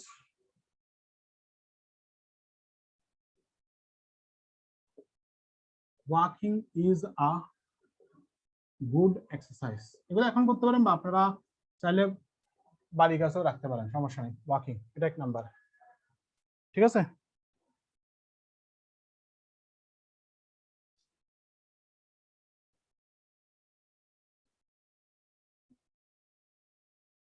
দুই number, he found parking is difficult, এগুলো কিন্তু পরীক্ষা আছে, তাহলে এখানে পার্কিং শব্দটা কি। 3 নাম্বার,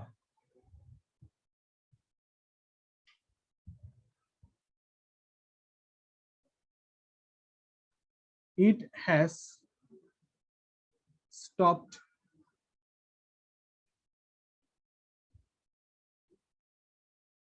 raining, raining শব্দটা কি।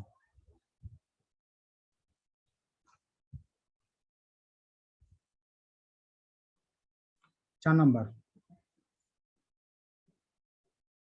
education is enlightening, enlightening শব্দটা কি।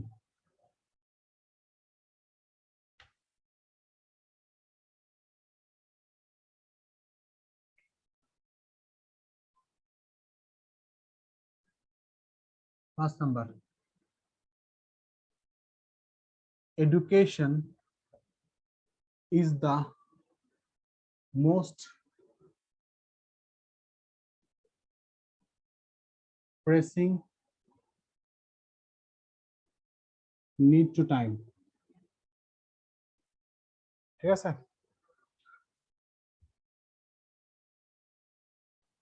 is the most of time, এখানে প্রেসিং শব্দটা কি। 6 নাম্বার পরে লিখতেছি, আগে 5 টাকা লিখে রাখেন। 6 নাম্বার দেখবেন যদিও বা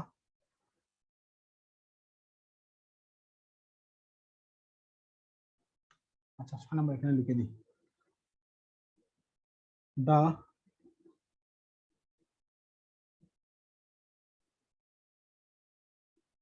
nightingale is a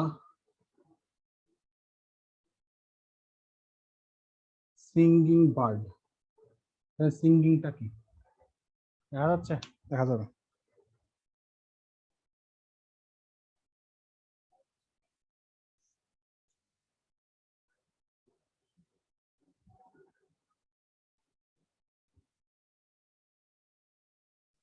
সাত number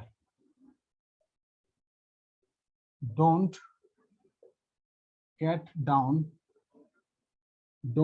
get down from a running train. Running শব্দটা কি?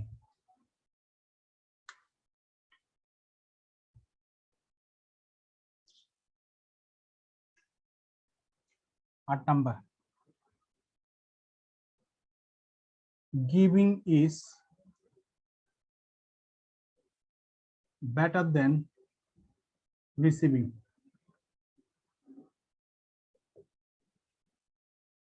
Giving is better than receiving. মানে giving কি receiving কি?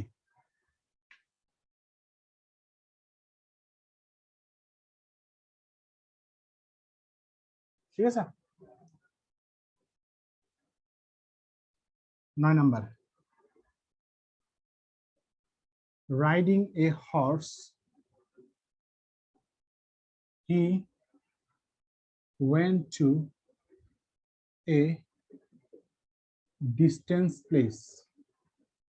এখানে রাইডিং কি? 9 নাম্বার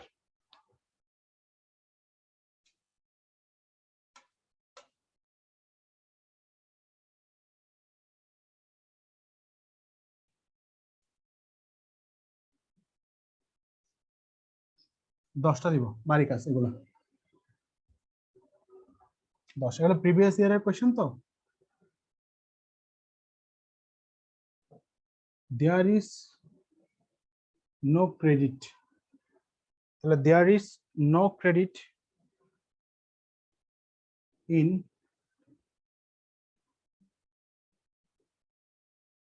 earning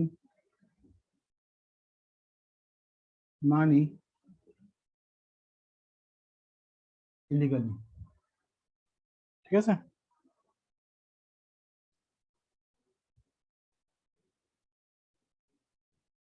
দশটা লেখা এখানে আর্নিং শব্দটা কি?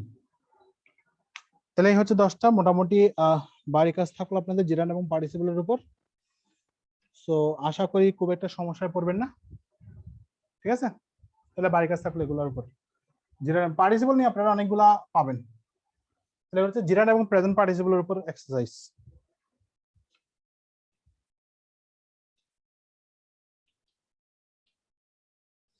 দেখে বলেন এর মধ্যে কোনো সমস্যা আছে কিনা?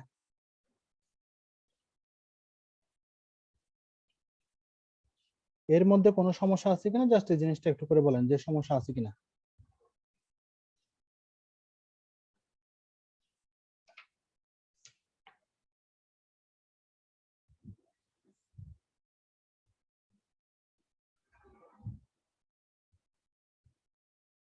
আচ্ছা বাড়ি কাজগুলো তো তোলা শেষ, মানে 10টা এক্সারসাইজ তো তোলা শেষ। তার আমাদের আরেকটা কাম বাকি আছে সেটা হচ্ছে পাস্ট পার্টিসিপল।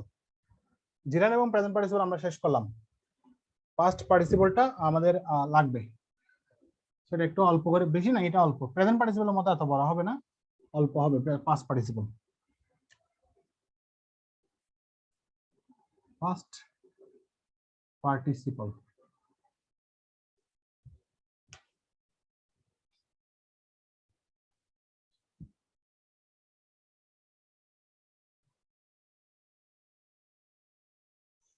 ঠিক আছে? তাহলে দেখি আমরা পাস্ট পার্টিসিপল গুলো আসলে কি আমরা করে আসছি জিনিসগুলো।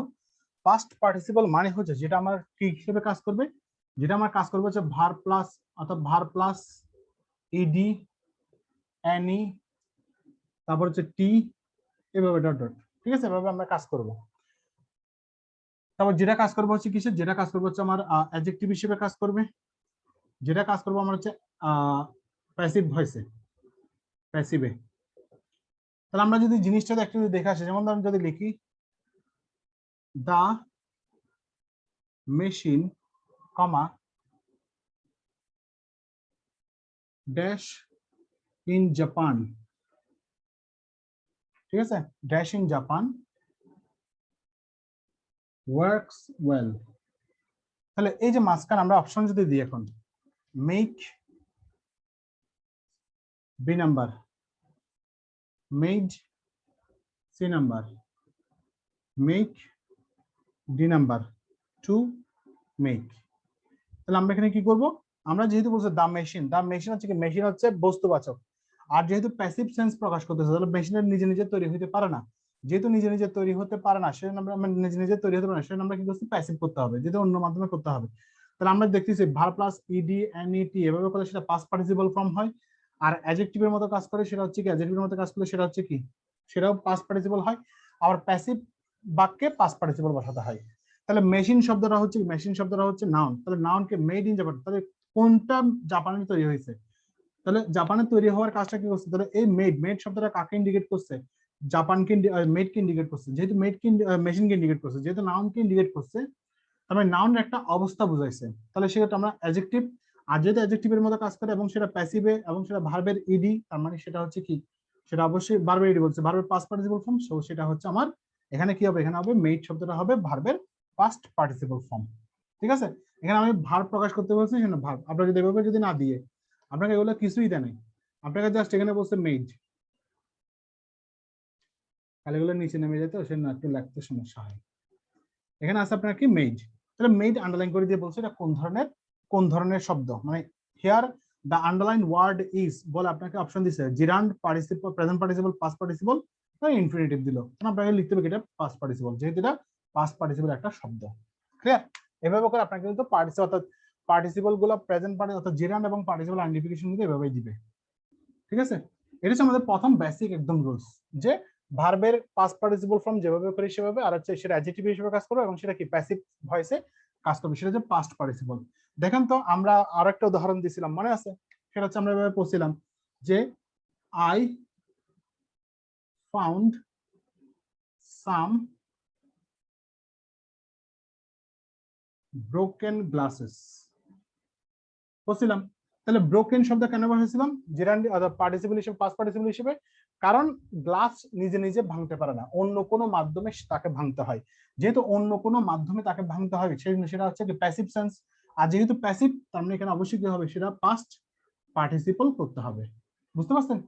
এটা কিন্তু প্রেজেন্ট পার্টিসিপল করা যাবে না বা জিরান্ডও বলতে পারবেন না, সো সেখানে পাস্ট পার্টিসিপল আপনাকে বসাইতে হবে, কারণ প্যাসিভ বুঝাইছে। আর দেখেন তো এটা অ্যাডজেক্টিভের মতো কাজ করছে কিনা, তাহলে গ্লাসের শব্দটা হচ্ছে নাউন, তাহলে নাউনকে মডিফাই করার কাজ যে করে সে হচ্ছে অ্যাডজেক্টিভ, তাহলে অ্যাডজেক্টিভের মতো কাজ করছে কিনা পাস্ট পার্টিসিপল, ক্লিয়ার। তাহলে মোটামুটি যেগুলো বলছি সেগুলো কিন্তু মোটামুটি প্রমাণও কিন্তু আমি আপনাদেরকে দিচ্ছি, ক্লিয়ার। তারপরে আসেন আমরা যদি দেখি আরেকটা সিম্পল জিনিস আছে, সেটা একটু বলে দিই পাস্ট পার্টিসিপলের ক্ষেত্রে।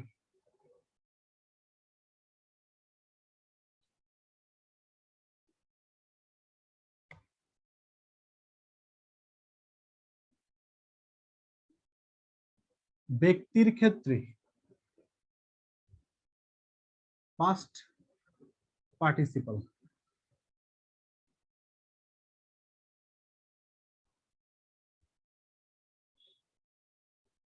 বস্তুর ক্ষেত্রে প্রেজেন্ট পার্টিসিপল, কথাটা একটু মানে ঘ্যাবলা লাগতে পারে, যে বস্তুর ক্ষেত্রে পাস্ট পার্টিসিপল আর ব্যক্তির ক্ষেত্রে হচ্ছে কি, ব্যক্তির ক্ষেত্রে হচ্ছে প্রেজেন্ট পার্টিসিপল, ঠিক আছে।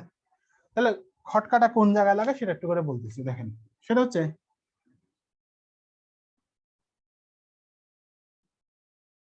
the man is interested, লিখলাম the man is interested, আরেকটা হচ্ছে ওই যে একটু আগে যেটা দিছিলাম the story is interesting, তাহলে খেয়াল করেন তো এখানে the man হচ্ছে ব্যক্তিবাচক আর the story হচ্ছে বস্তুবাচক, ঠিক আছে। কিন্তু দেখেন the story is interesting এগুলো কখন আপনারা ব্যক্তির ক্ষেত্রে পাস্ট পার্টিসিপল, বস্তুর ক্ষেত্রে পাস্ট প্রেজেন্ট পার্টিসিপল কখন বসাবেন, যখন সেন্টেন্স গুলো লিঙ্কিং ভার্বের ক্ষেত্রে হবে, এখানে লিখে রাখেন লিঙ্কিং ভার্বের ক্ষেত্রে, লিঙ্কিং ভার্বের সময় ব্যক্তির ক্ষেত্রে পাস্ট পার্টিসিপল, বস্তুর ক্ষেত্রে প্রেজেন্ট পার্টিসিপল হয়। ঠিক আছে, এখন দেখেন তো এই জিনিসগুলো লিঙ্কিং ভার্ব কিনা। ইজ হচ্ছে লিঙ্কিং ভার্ব দুই জায়গায়, তাহলে the man is interested, the man is interested, তাহলে কেন ইন্টারেস্টেড বসালাম, পাস্ট পার্টিসিপল বসালাম, কারণ কি, কারণ আমার এখানে ব্যক্তি আছে, তার মানে এটা লিঙ্কিং ভার্বের সময় যদি নাউন হয়, এরপরে যদি কোনো যদি ভার্ব বসে সেটা অবশ্যই পাস্ট পার্টিসিপল ফর্ম করতে হবে যদি ব্যক্তি হয়, আর বস্তু হলে সেখানে প্রেজেন্ট পার্টিসিপল তো বসাই আমরা এখানে। ঠিক আছে, কারণ কি এগুলো কি হিসেবে কাজ করে, এগুলো কাজ করে হচ্ছে অ্যাডজেক্টিভ হিসেবে। দেখেন প্যাচগুলা কোন জায়গায়, সিম্পল জিনিস আমরা পরে আসছে একটু আগে, তখন কিন্তু এত কিছু চিন্তা করিনি, কিন্তু এই জায়গায় চিন্তা করতে হচ্ছে যখন পাস্ট পার্টিসিপল করতে গেছে। পাস্ট পার্টিসিপল করতে হলে লিঙ্কিং ভার্বের সময় মাথায় রাখবেন ব্যক্তির ক্ষেত্রে পাস্ট পার্টিসিপল হবে শব্দটা, তার অ্যাডজেক্টিভটা পাস্ট পার্টিসিপল ফর্ম করতে হবে, আর বস্তুর ক্ষেত্রে সেটা কি হবে, বস্তুর ক্ষেত্রে সেটা প্রেজেন্ট পার্টিসিপল ফর্ম করতে হবে। ক্লিয়ার? আচ্ছা ঠিক আছে, এটা হচ্ছে পাস্ট পার্টিসিপল এবং প্রেজেন্ট পার্টিসিপলের সিস্টেম।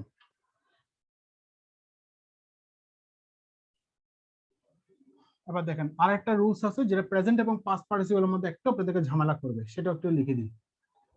সেটা হচ্ছে আর্টিকেল জড়িত, মানে আর্টিকেল আছে সবকিছু আছে। দেখেন আর্টিকেল প্লাস চলমান ঘটনা প্লাস একটা নাউন আছে ধরেন, তাহলে চলমান ঘটনা যেটা হবে সেটা হবে প্রেজেন্ট পার্টিসিপল। প্রেজেন্ট পার্টিসিপল আমরা জানি চলমান ঘটনা মানে হচ্ছে প্রেজেন্ট পার্টিসিপল। আবার আর্টিকেল প্লাস সম্পাদিত ঘটনা মানে হচ্ছে যে ঘটনাটা হয়ে গেছে, এই ধরনের ঘটনা যদি বোঝায় তাহলে সেক্ষেত্রে আমরা কি বসবো, সেখানে আমরা বসবো পাস্ট পার্টিসিপল। পাস্ট পার্টিসিপল উদাহরণ দিলে বুঝতে পারবেন। তাহলে ঘটনা যদি চলমান থাকে সেটা হচ্ছে প্রেজেন্ট পার্টিসিপল, আর্টিকেল জড়িত থাকলে আর্টিকেল থাকবে একটা, আর্টিকেল প্লাস কোন একটা ঘটনা অর্থাৎ ভার্ব আছে, ধরুন ভার্ব আছে গ্যাপ আছে, তাহলে নাউন আছে, তাহলে দেখতে হবে আপনার এই যে ঘটনাটা কি চলমান নাকি ঘটনাটা ঘটে গেছে। যদি ঘটনা যদি চলমান থাকে তাহলে প্রেজেন্ট পার্টিসিপল, আর ঘটনা যদি মানে কি হয় মানে সম্পাদিত হয়ে যায় মানে হয়ে যায় তাহলে সেটা হচ্ছে পাস্ট পার্টিসিপল, কারণ অতীতের ঘটনা এরকম বোঝাবে। ঠিক আছে,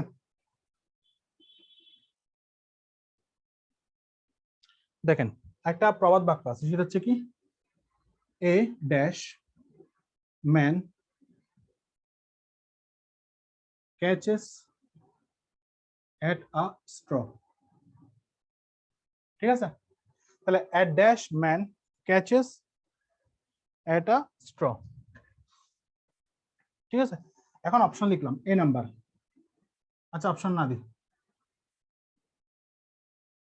অপশন দিব, অপশন দিব না, আচ্ছা অপশনই দিই, প্রথম অপশন দিয়ে করাই।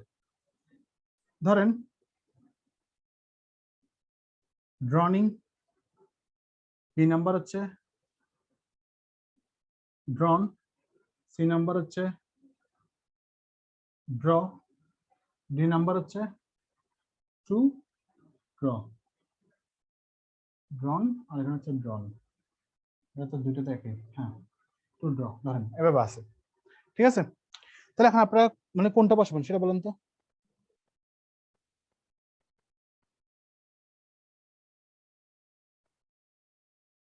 এখানে কোনটা বসাবেন, তাহলে a man a dash man catches at a straw, তাহলে এটা একটা প্রবাদ বাক্য, প্রবাদ বাক্য সবসময় কি হয় চলমান থাকে, আর যেহেতু চলমান সো এখানে কি বসাবো প্রেজেন্ট পার্টিসিপল বসাবো। এখন প্রেজেন্ট পার্টিসিপল কোনটা, a drowning man, তাহলে দেখেন তো ড্রনিং ম্যান হচ্ছে ডুবন্ত লোক, আমরা যদি হিসাব করি a drowning man, তাহলে ড্রনিং ম্যান হচ্ছে মানুষের ডুবন্ত অবস্থায় সে কোনো একটা কিছু ধরে কি বেঁচে থাকতে চাচ্ছে।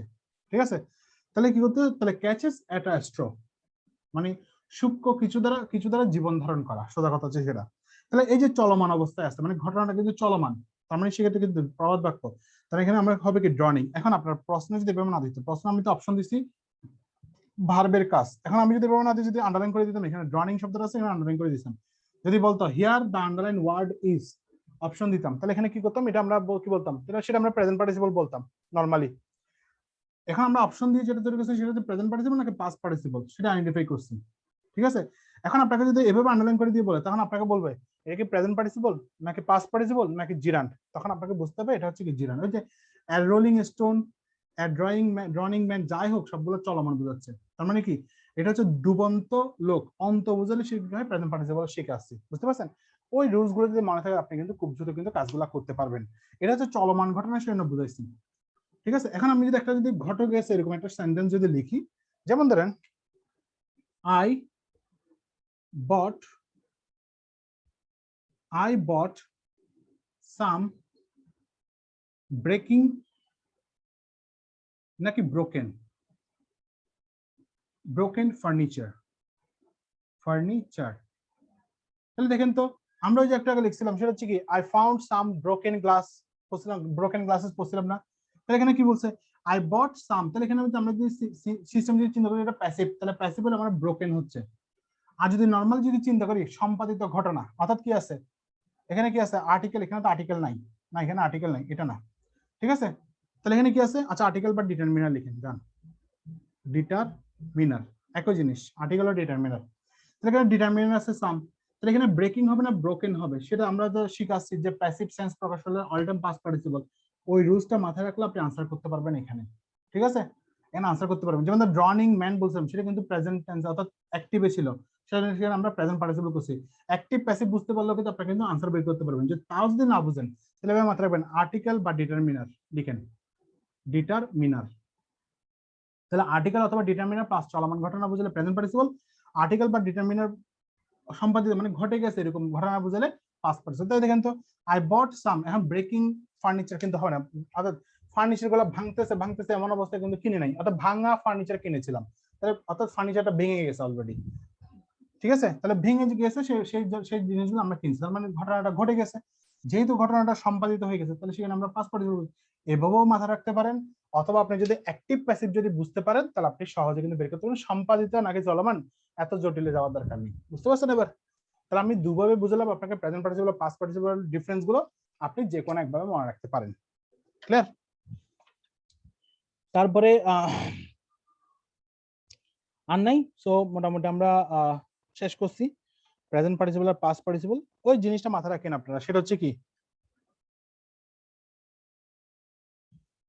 সেটা হচ্ছে আপনারা মনে রাখবেন হচ্ছে অ্যাক্টিভ আর প্যাসিভ জিনিসটা মাথায় রাখবেন, তাহলে আপনার কাজটা কিন্তু সহজ হয়ে যাবে। তাহলে মোটামুটি প্রেজেন্ট পার্টিসিপল আর হচ্ছে জিরান্ড এগুলো আমরা মোটামুটি শেষ করছি। অনেকে এদিকে কমেন্ট করে ফেলছেন, আচ্ছা আপনারা উত্তর বলছেন, সমস্যা নেই, আমি উত্তর তো বলে দিলাম। তাহলে আপনারা এইভাবে মাথায় রাখতে পারেন। আবার সবচেয়ে আমার মনে হয় সবচেয়ে সহজ হচ্ছে আপনারা অ্যাক্টিভ প্যাসিভ দিয়ে মাথা রাখা। অ্যাক্টিভ হলে প্রেজেন্ট পার্টিসিপল আর প্যাসিভ হলে পাস্ট পার্টিসিপল, আর কোনো কিছু মাথা রাখার দরকার নেই, সম্পাদিত না এগুলো মনে রাখার দরকার নেই, বুঝতে পারছেন? আর অন্ত মানে চলমান জিনিসটা মনে রাখবেন, চলমান জিনিসটা হলে সেটা অবশ্যই কি হবে, প্রেজেন্ট পার্টিসিপল হবে, ক্লিয়ার? তাহলে এই জিনিসগুলো আপনারা মনে রাখবেন। আচ্ছা আমি একটা জিনিসটা দেখাই, যেমন ধরেন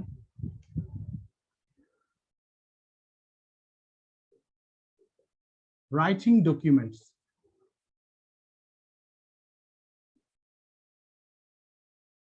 নাকি রিটেন ডকুমেন্টস, কোনটা আমরা সাধারণত মানে শুদ্ধ মনে হয়, অর্থাৎ রাইটিং ডকুমেন্টস নাকি রিটেন ডকুমেন্টস?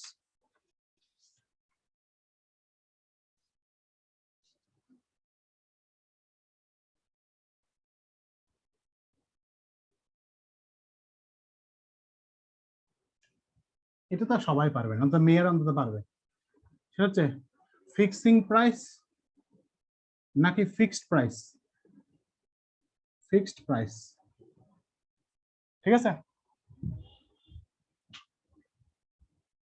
ওটা তো পারবে না, আমিও জানি ফিক্সড। তাহলে দেখেন এখানে যেটা বলবেন সেটা হচ্ছে এখানে কিন্তু রাইটিং ডকুমেন্টস না, এটা হচ্ছে রিটেন ডকুমেন্টস হবে, ঠিক আছে? Written documents. আর এখানে হবে ফিক্সড প্রাইস, এখানে কিন্তু ফিক্সিং প্রাইস হবে না, ঠিক আছে?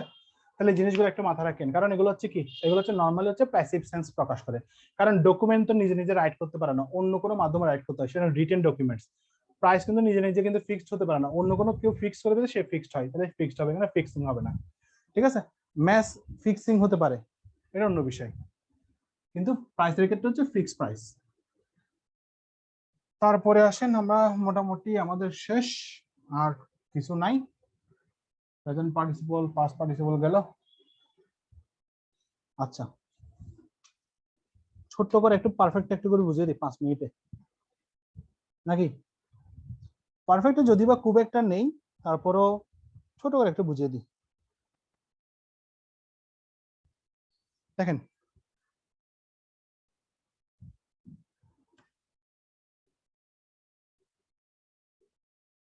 খবরটি শুনে সে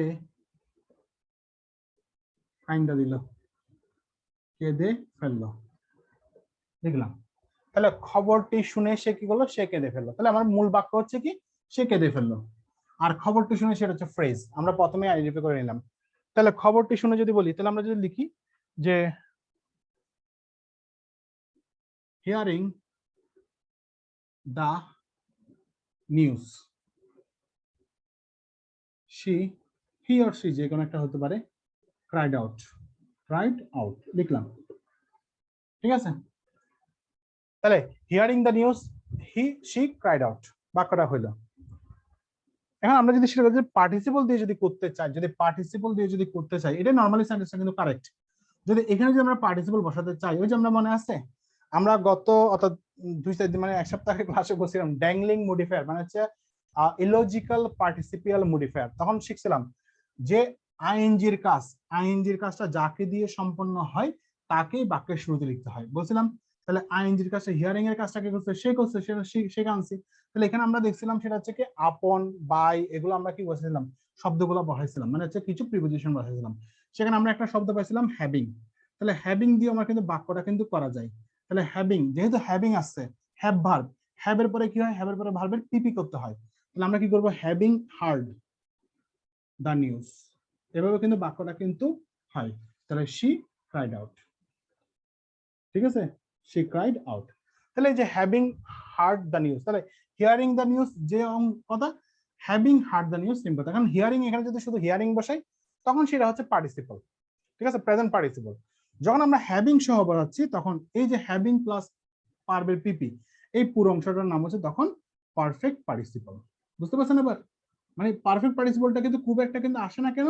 কারণ সেটাকে আমরা প্রেজেন্ট পার্টিসিপল দিয়ে কনভার্ট করতে পারি, আবার সেটাকে আমরা পাস্ট পার্টিসিপল দিয়ে কনভার্ট করতে পারি, সেজন্য এগুলো কিন্তু খুব কমই আসে। বুঝতে পারছেন? তাহলে আমরা এটাও করতে পারি, এটাও করতে পারি, দুভাবে করা যায়, সমস্যা নেই। ক্লিয়ার? তাহলে এখানে খুব একটা কিন্তু এগুলো আসে না, সো আমি সেগুলো আর করাচ্ছি না। বুঝতে পারছেন? এখন আপনি যদি বলেন যে আমি এটা করছি, হ্যাভিং দিয়ে করছি, হিয়ারিং দিয়ে করছি, আপনি যে কোনো একটা দিয়ে করছেন, আপনি চাইলে আফটার দিয়ে করতে পারেন। After hearing the news she cried out, মানে হচ্ছে নিউজটা শোনার পরে সে কি করলো, সে কেঁদে ফেললো। বাক্যটা একই জিনিস। অর্থাৎ ড্যাংলিং মডিফায়ার যেখানে বসাই সেখানে আমরা হ্যাভিংটা সাধারণত ড্যাংলিং মডিফায়ার বা ইলজিক্যাল পার্টিসিপিয়াল মডিফায়ারের ক্ষেত্রে কিন্তু আমরা সাধারণত বসাই। সো এটা খুব একটা আসে না, সেগুলো নিয়ে টেনশন করার দরকার, কিন্তু আমাদের টেনশন করার দরকার হচ্ছে জিরান্ড, প্রেজেন্ট পার্টিসিপল আর পাস্ট পার্টিসিপল নিয়ে। পাস্ট পার্টিসিপল নিয়ে খুব একটা টেনশন, জিরান্ড এবং প্রেজেন্ট পার্টিসিপল নিয়ে একটু কনফিউজ থাকবে। সেজন্য আমি মোটামুটি রুলস যেগুলো দরকার সেগুলো সবগুলো করাই দিছি। আপনারা বারবার যদি জিনিসটা যদি প্র্যাকটিস করেন এবং এক্সারসাইজ করার সময়, মূলত এক্সারসাইজ করার সময় যদি আপনারা যদি রুলস গুলো যদি দেখে দেখে যদি আইডেন্টিফাই করতে পারেন, তাহলে আমি বলবো আপনারা জিরান্ড এবং পার্টিসিপল নিয়ে খুব একটা সমস্যায় পড়বেন না, ঠিক আছে। আর সাবজেক্ট পজিশনে বা অবজেক্ট পজিশনে যদি ইন্ডিকেট করতে পারেন তাহলে আপনার কাজটা কিন্তু সহজ হয়ে যাবে, ঠিক আছে। তাহলে আমরা যেটা বলবো সেটা হচ্ছে সাবজেক্ট এবং অবজেক্ট স্থলে তো আমরা জানি জিরান্ড বসে, এটা ইট দিয়ে কনভার্ট করা যায়, ঠিক আছে। আচ্ছা, আরেকটা জিনিস বলে রাখি, আরেকটা জিনিস ছোট যেহেতু মনে পড়ছে বলে রাখি, আমরা একটা কোশ্চেন আমরা মুভিং ট্রেন মানে কিভাবে বুঝবেন যেটা এরকম, রোলিং স্টোন, স্লিপিং ম্যান, এভাবে বলছিলাম না। ধরেন কেউ একদমই বুঝতেছে না যে আসলে এটা কি প্রেজেন্ট পার্টিসিপল হবে নাকি জিরান্ড হবে, তখন আপনারা যখন দেখবেন যে এখন আমি 2-3টা নিয়ম বলছি, কিন্তু প্রথম বলছে হচ্ছে অন্ত থাকবে মানে হচ্ছে চলমান বোঝাবে, তাহলে মুভিং ট্রেন মানে হচ্ছে চলমান, রোলিং স্টোন মানে হচ্ছে চলমান, স্লিপিং ম্যান মানে হচ্ছে তিনি ঘুমন্ত অবস্থায় আছে, মানে এখানে আরেকটা জিনিস পাইছি সেটা হচ্ছে অন্ত শব্দটা যদি বোঝাই, তাহলে অন্ত শব্দটা থাকলে সেটা হচ্ছে প্রেজেন্ট পার্টিসিপল বলছিলাম, ঠিক আছে। বা চলমান বোঝালে সেটাও কিন্তু আমার প্রেজেন্ট পার্টিসিপল। এখন আপনারা যদি এই দুটো জিনিস আপনার মনে নাই, তখন আপনারা যেটা করবেন দেখবেন যে এই মুভিং প্লাস অর্থাৎ আইএনজি প্লাস নাউন যেটা আছে সেটাকে আপনারা ইজ দ্বারা কনভার্ট করবেন। ইজ দ্বারা কনভার্ট মানে হচ্ছে কি, জাস্ট নাউনটাকে আগে নিয়ে আসবেন। ধরো আপনি যদি লিখেন ট্রেন ইজ মুভিং, তাহলে আমার একটা কিন্তু ক্লজ তৈরি হচ্ছে, ট্রেন ইজ মুভিং। তাহলে যেহেতু ক্লজটা এই মুভিং ট্রেনটাকে আমরা ইজ দ্বারা করলে আমার একটা সেন্টেন্স কি হচ্ছে, সেন্টেন্স তৈরি হচ্ছে বা ক্লজ তৈরি হচ্ছে, তখন বলতে পারবো সেটা হচ্ছে কি প্রেজেন্ট পার্টিসিপল। যেমন ধরেন স্টোন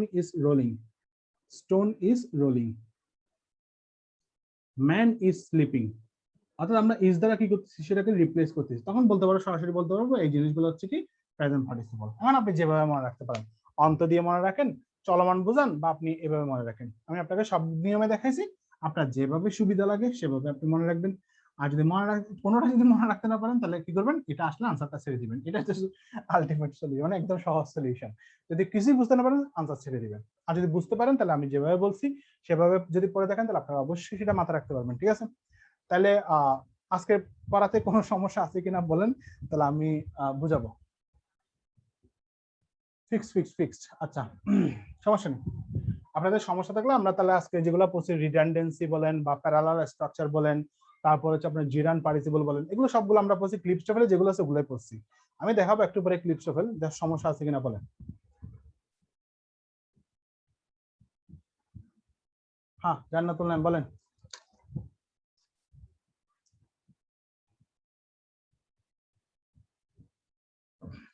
বলেন।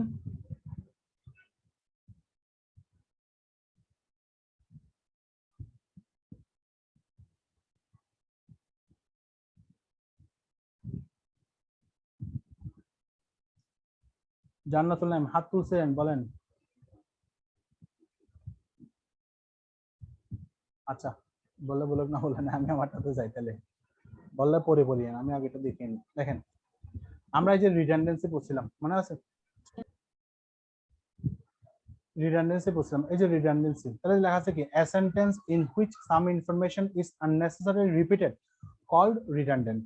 Give here are some words combinations that are always redundant. দরকার নেই, আমি যেগুলো লিখেছি সেই জিনিসগুলো বুঝলে আপনার এখানে কাজটা হয়ে যাবে। তাহলে আমরা তাও একটু দেখে আসি। এই যে advance forward, proceed forward, progress forward, return back, revert back, sufficient enough, compete together. এই যে compete means to take part in a contest against others. যেহেতু অন্যদের সাথে আমাকে কম্পিট করতে হবে, তো টুগেদার একই জিনিস, তো কম্পিট টুগেদার কিন্তু বলাটা কিন্তু যাবে না। ঠিক আছে, এখানে এই জিনিসগুলো বলা আছে এই বক্সের মধ্যে। আবার কিছু এক্সাম্পল দেওয়া আছে। কার জানি সাউন্ড চালু আছে, সাউন্ডটা অফ করেন।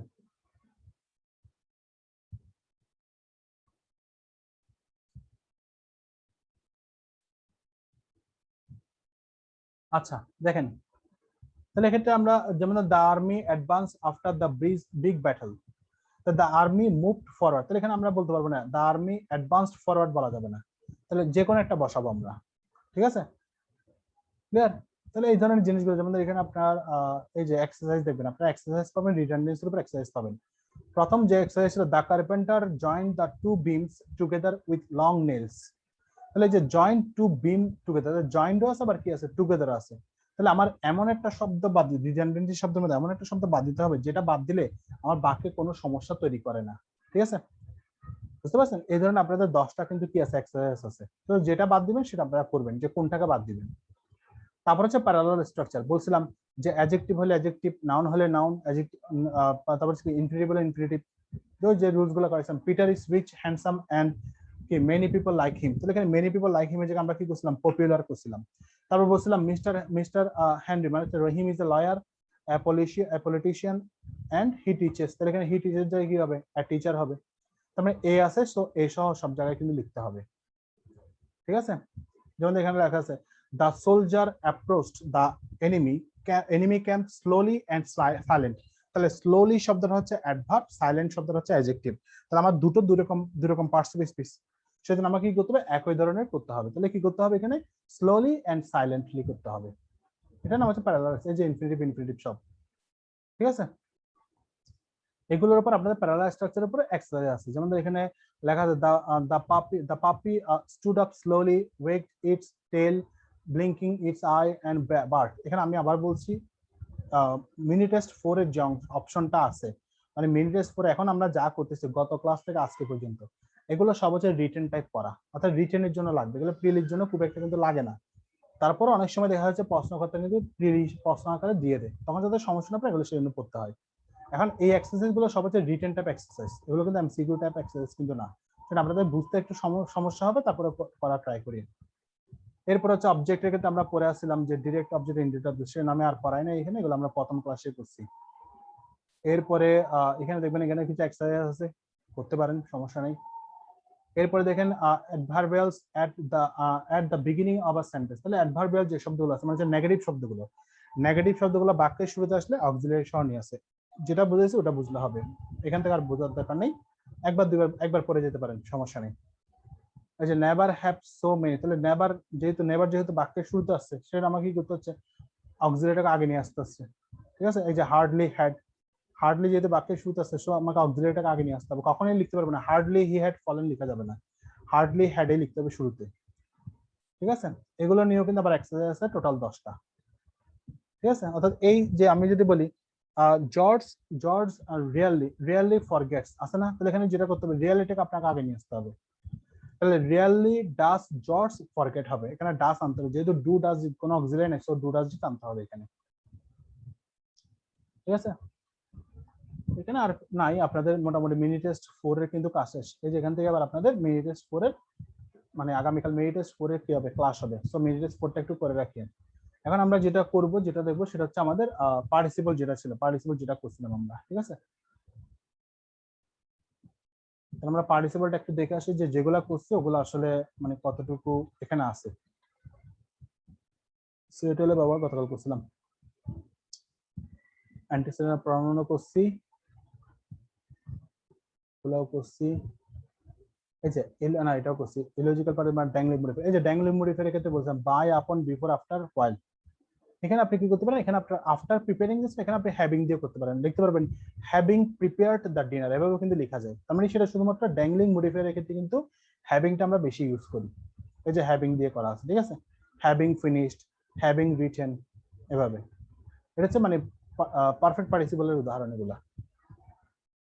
আবার যেখানে যাবো সেটা হচ্ছে এই যে পার্টিসিপল অ্যাজ অ্যাডজেক্টিভ। তাহলে আমরা যেটা দেখছিলাম verb plus ING present participle, আর ভার্বের ইডি পাস্ট পার্টিসিপল, ভার্বের ইএনও পাস্ট পার্টিসিপল, যেটা আমরা নরমালি দেখছিলাম ভার্বের ইডি এনই টি এগুলো সাধারণত পাস্ট পার্টিসিপল হয়।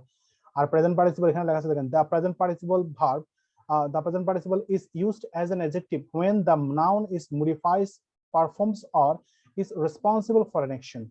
The verb is usually intransitive. তাহলে ভার্বটা সাধারণত কি হয়, ইনট্রানজিটিভ হয়। তারপর হচ্ছে কি অর্থাৎ কি হয় মানে যে প্রেজেন্ট পার্টিসিপল বসলে ভার্বটা সাধারণত ইনট্রানজিটিভ হয়। তারপর হচ্ছে and the verb form of sentence is the progressive মানে হচ্ছে কন্টিনিউয়াস ফরম্যাটে হয়, মানে হচ্ছে আইএনজি ফরম্যাটে হয় aspects. the crying baby woke Mr. Binion। তাহলে ক্রাইং বেবি মানে হচ্ছে কি, অর্থাৎ দ্য বেবি ওয়াজ ক্রাইং। ওই যে বলছিলাম আমরা কি দ্বারা মানে ইজ দ্বারা কনভার্ট করব, যেহেতু এটা পাস্ট ফর্ম সেটা ওয়াজ দ্বারা কনভার্ট করছি, তাহলে দ্য বেবি ইজ ক্রাইং এভাবে বলতে পারি। তার মানে আমরা যদি ইজ দিয়ে আমরা যদি একটা ক্লজ তৈরি করতে পারি সেটার নাম হচ্ছে প্রেজেন্ট পার্টিসিপল। বুঝতে পারছেন? আর দেখেন the sorted mail was delivered. তাহলে শর্টেড মেল, শর্টেড কেন লিখলাম, কারণ আমার এখানে এটা হচ্ছে প্যাসিভ ফর্ম প্রকাশ করছে, মানে প্যাসিভ মানে মেল তো আর নিজে নিজে যাবে না, মেলটা শর্ট নিজে নিজে যাবে না। শর্টেড মানে হচ্ছে কি করা, মানে সেটাকে সাজানো। ফ্রোজেন ফুড তো তাহলে দা ফ্রুট এখানে মাথায় রাখতে পারেন, হ্যাড বিন দিয়ে রিপ্লেস করতে পারেন, হ্যাড বিন বা হ্যাজ বিন বা হ্যাভ বিন দিয়ে রিপ্লেস হলে সেটা হচ্ছে পাস্ট পার্টিসিপল ফর্ম। ক্লিয়ার? এখানে একটু তো লাগবে না পার্টিসিপল এস অ্যাডজেক্টিভ মানে কোনটাতে ব্রেকিং বসবে কোনটাতে ব্রোকেন বসবে, এগুলা এখন আপনারা এক্সারসাইজ করতে পারলে বুঝবেন। এখানে 20টা এক্সারসাইজ আছে, ঠিক আছে? সো আশা করি মোটামুটি আপনাদের সমস্যা হবে না, আপনারা মোটামুটি আনসার গুলো করতে পারবেন। এখন না জানাতো না, আপনি কি বলবেন কিছু, নাহলে আমি ক্লাসটা শেষ করবো এখানে? জি দাদা, হ্যাঁ বলেন। হ্যাঁ আমি আপনাকে মেসেঞ্জারে কিছু মেসেজ পাঠাইছিলাম, মানে প্রবলেম ফেস করছিলাম, এগুলো আপনাকে শেয়ার করছিলাম, কোনো রিপ্লাই দেন নাই এগুলো। না রিপ্লাই দিন, আমি আসলে দুপুর থেকে ছিলাম না, আমি আসলে দেখার সুযোগ পাই নাই। আমি বুঝতে পেরেছি, মানে ক্লাসে যদি এগুলা ডিসকাস করেন এগুলো যদি উপকারিতা হবে তোমার। আচ্ছা সমস্যা নেই, আমি আজকে দেখবো, তো আজকে দেখা দরকার হলে আমি মানে আগামী ক্লাসে শেষ আমি দিব, নাহলে আপনাকে আজকে বলে দিব, ঠিক আছে? ঠিক আছে, আসসালামু আলাইকুম।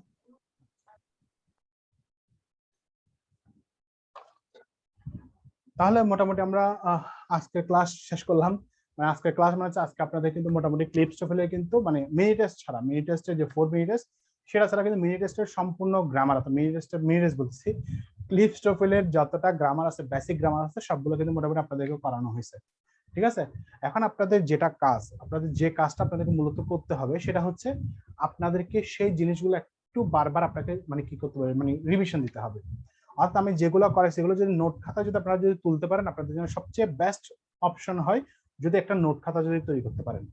অর্থাৎ বেসিকের নোট খাতা যদি তৈরি থাকে আপনার, তাহলে আপনি যে কোনো সময় ওই জিনিসগুলো জাস্ট চোখ বুলালে আপনার কাছে মনে পড়বে। যেমন ধরেন আমি আপনাদের ক্লাস করাচ্ছি, আপনি যখন খাতাটা যখন চোখ বুলাবেন, যখন ভিডিও আপনার কাছে নাই, আপনি ভিডিও দেখতে পাচ্ছেন না কোনো কারণে, আপনি খাতাটা যদি চোখ বুলান তাহলে আপনার মাথায় আসবে যে অমুক সময় আমি কি বলছিলাম, তখন আপনার কাছে কিছুটা হলেও ইমেজটা কিন্তু কি থাকবে, ইমেজটা কিন্তু আপনাকে কিন্তু মানে চোখে ভাসবে। যারা ক্লাস করছেন তাদের ক্ষেত্রে, যারা ক্লাস করেন নাই তারা তো আমার ইমেজেই মনে থাকবে না, মানে আমাকেই আমাকেই চোখ মানে মনে পড়বে না। তো তারা তো কি পড়াইছে কখন কিভাবে বুঝেছে মনে করা তো আসলে টাফ, ঠিক আছে। সো যারা ক্লাস করছেন তারা অবশ্যই অবশ্যই নোট খাতা, একটা নোট খাতা বানাবেন। নোট খাতায় যেটা করবেন সেটা হচ্ছে সবগুলা একবারে তৈরি করে নেবেন। এটা দেখবেন আপনার কতটা কাজে দেবে সেটা আপনি এখন বুঝতে পারবেন না, যখন করার পরে বুঝবেন যে আপনার গ্রামার আসলে আপনি কিভাবে মোটামুটি ধরতে পারবেন, ঠিক আছে। বেসিক গ্রামার আপনি অন্তত এখন ধরতে পারবেন। সো এতটুকু পর্যন্ত থাকুক। আমি যদি বলি তাহলে আজকে মোটামুটি ক্লাস এখানেই শেষ, আর আগামী কালকে আপনাদের মিনি টেস্ট 4 করানোর পরে আপনাদের কিন্তু ক্লিপস টোফেলের অন্তত ক্লাসগুলো শেষ, ঠিক আছে। আর বাকি যে মানে আপনারা যে ট্রান্সফরমেশন বা ন্যারেশনের যে ক্লাসগুলো দিছি ওগুলো তো আমি কাটি না, ওগুলো আপনারা যদি দেখতে চান পরে আবার দেখে নেবেন। আমি এক্সারসাইজের ক্লাসগুলো কয়েকদিন পরেই নিব, ঠিক আছে। সো ততদিন পর্যন্ত ভালো থাকবেন, আর আগামী দিন ক্লাস আছে, মিনি টেস্ট 4 এর ক্লাস নিব। সো সেগুলো একটু করে নেবেন। আগামী দিন ক্লাস হবে রাত 8টায়, ঠিক আছে। সো ভালো থাকবেন, সুস্থ থাকবেন, আর সবসময় যেটা বলেন আমার জন্য বেশি বেশি দোয়া করবেন। ধন্যবাদ সবাইকে।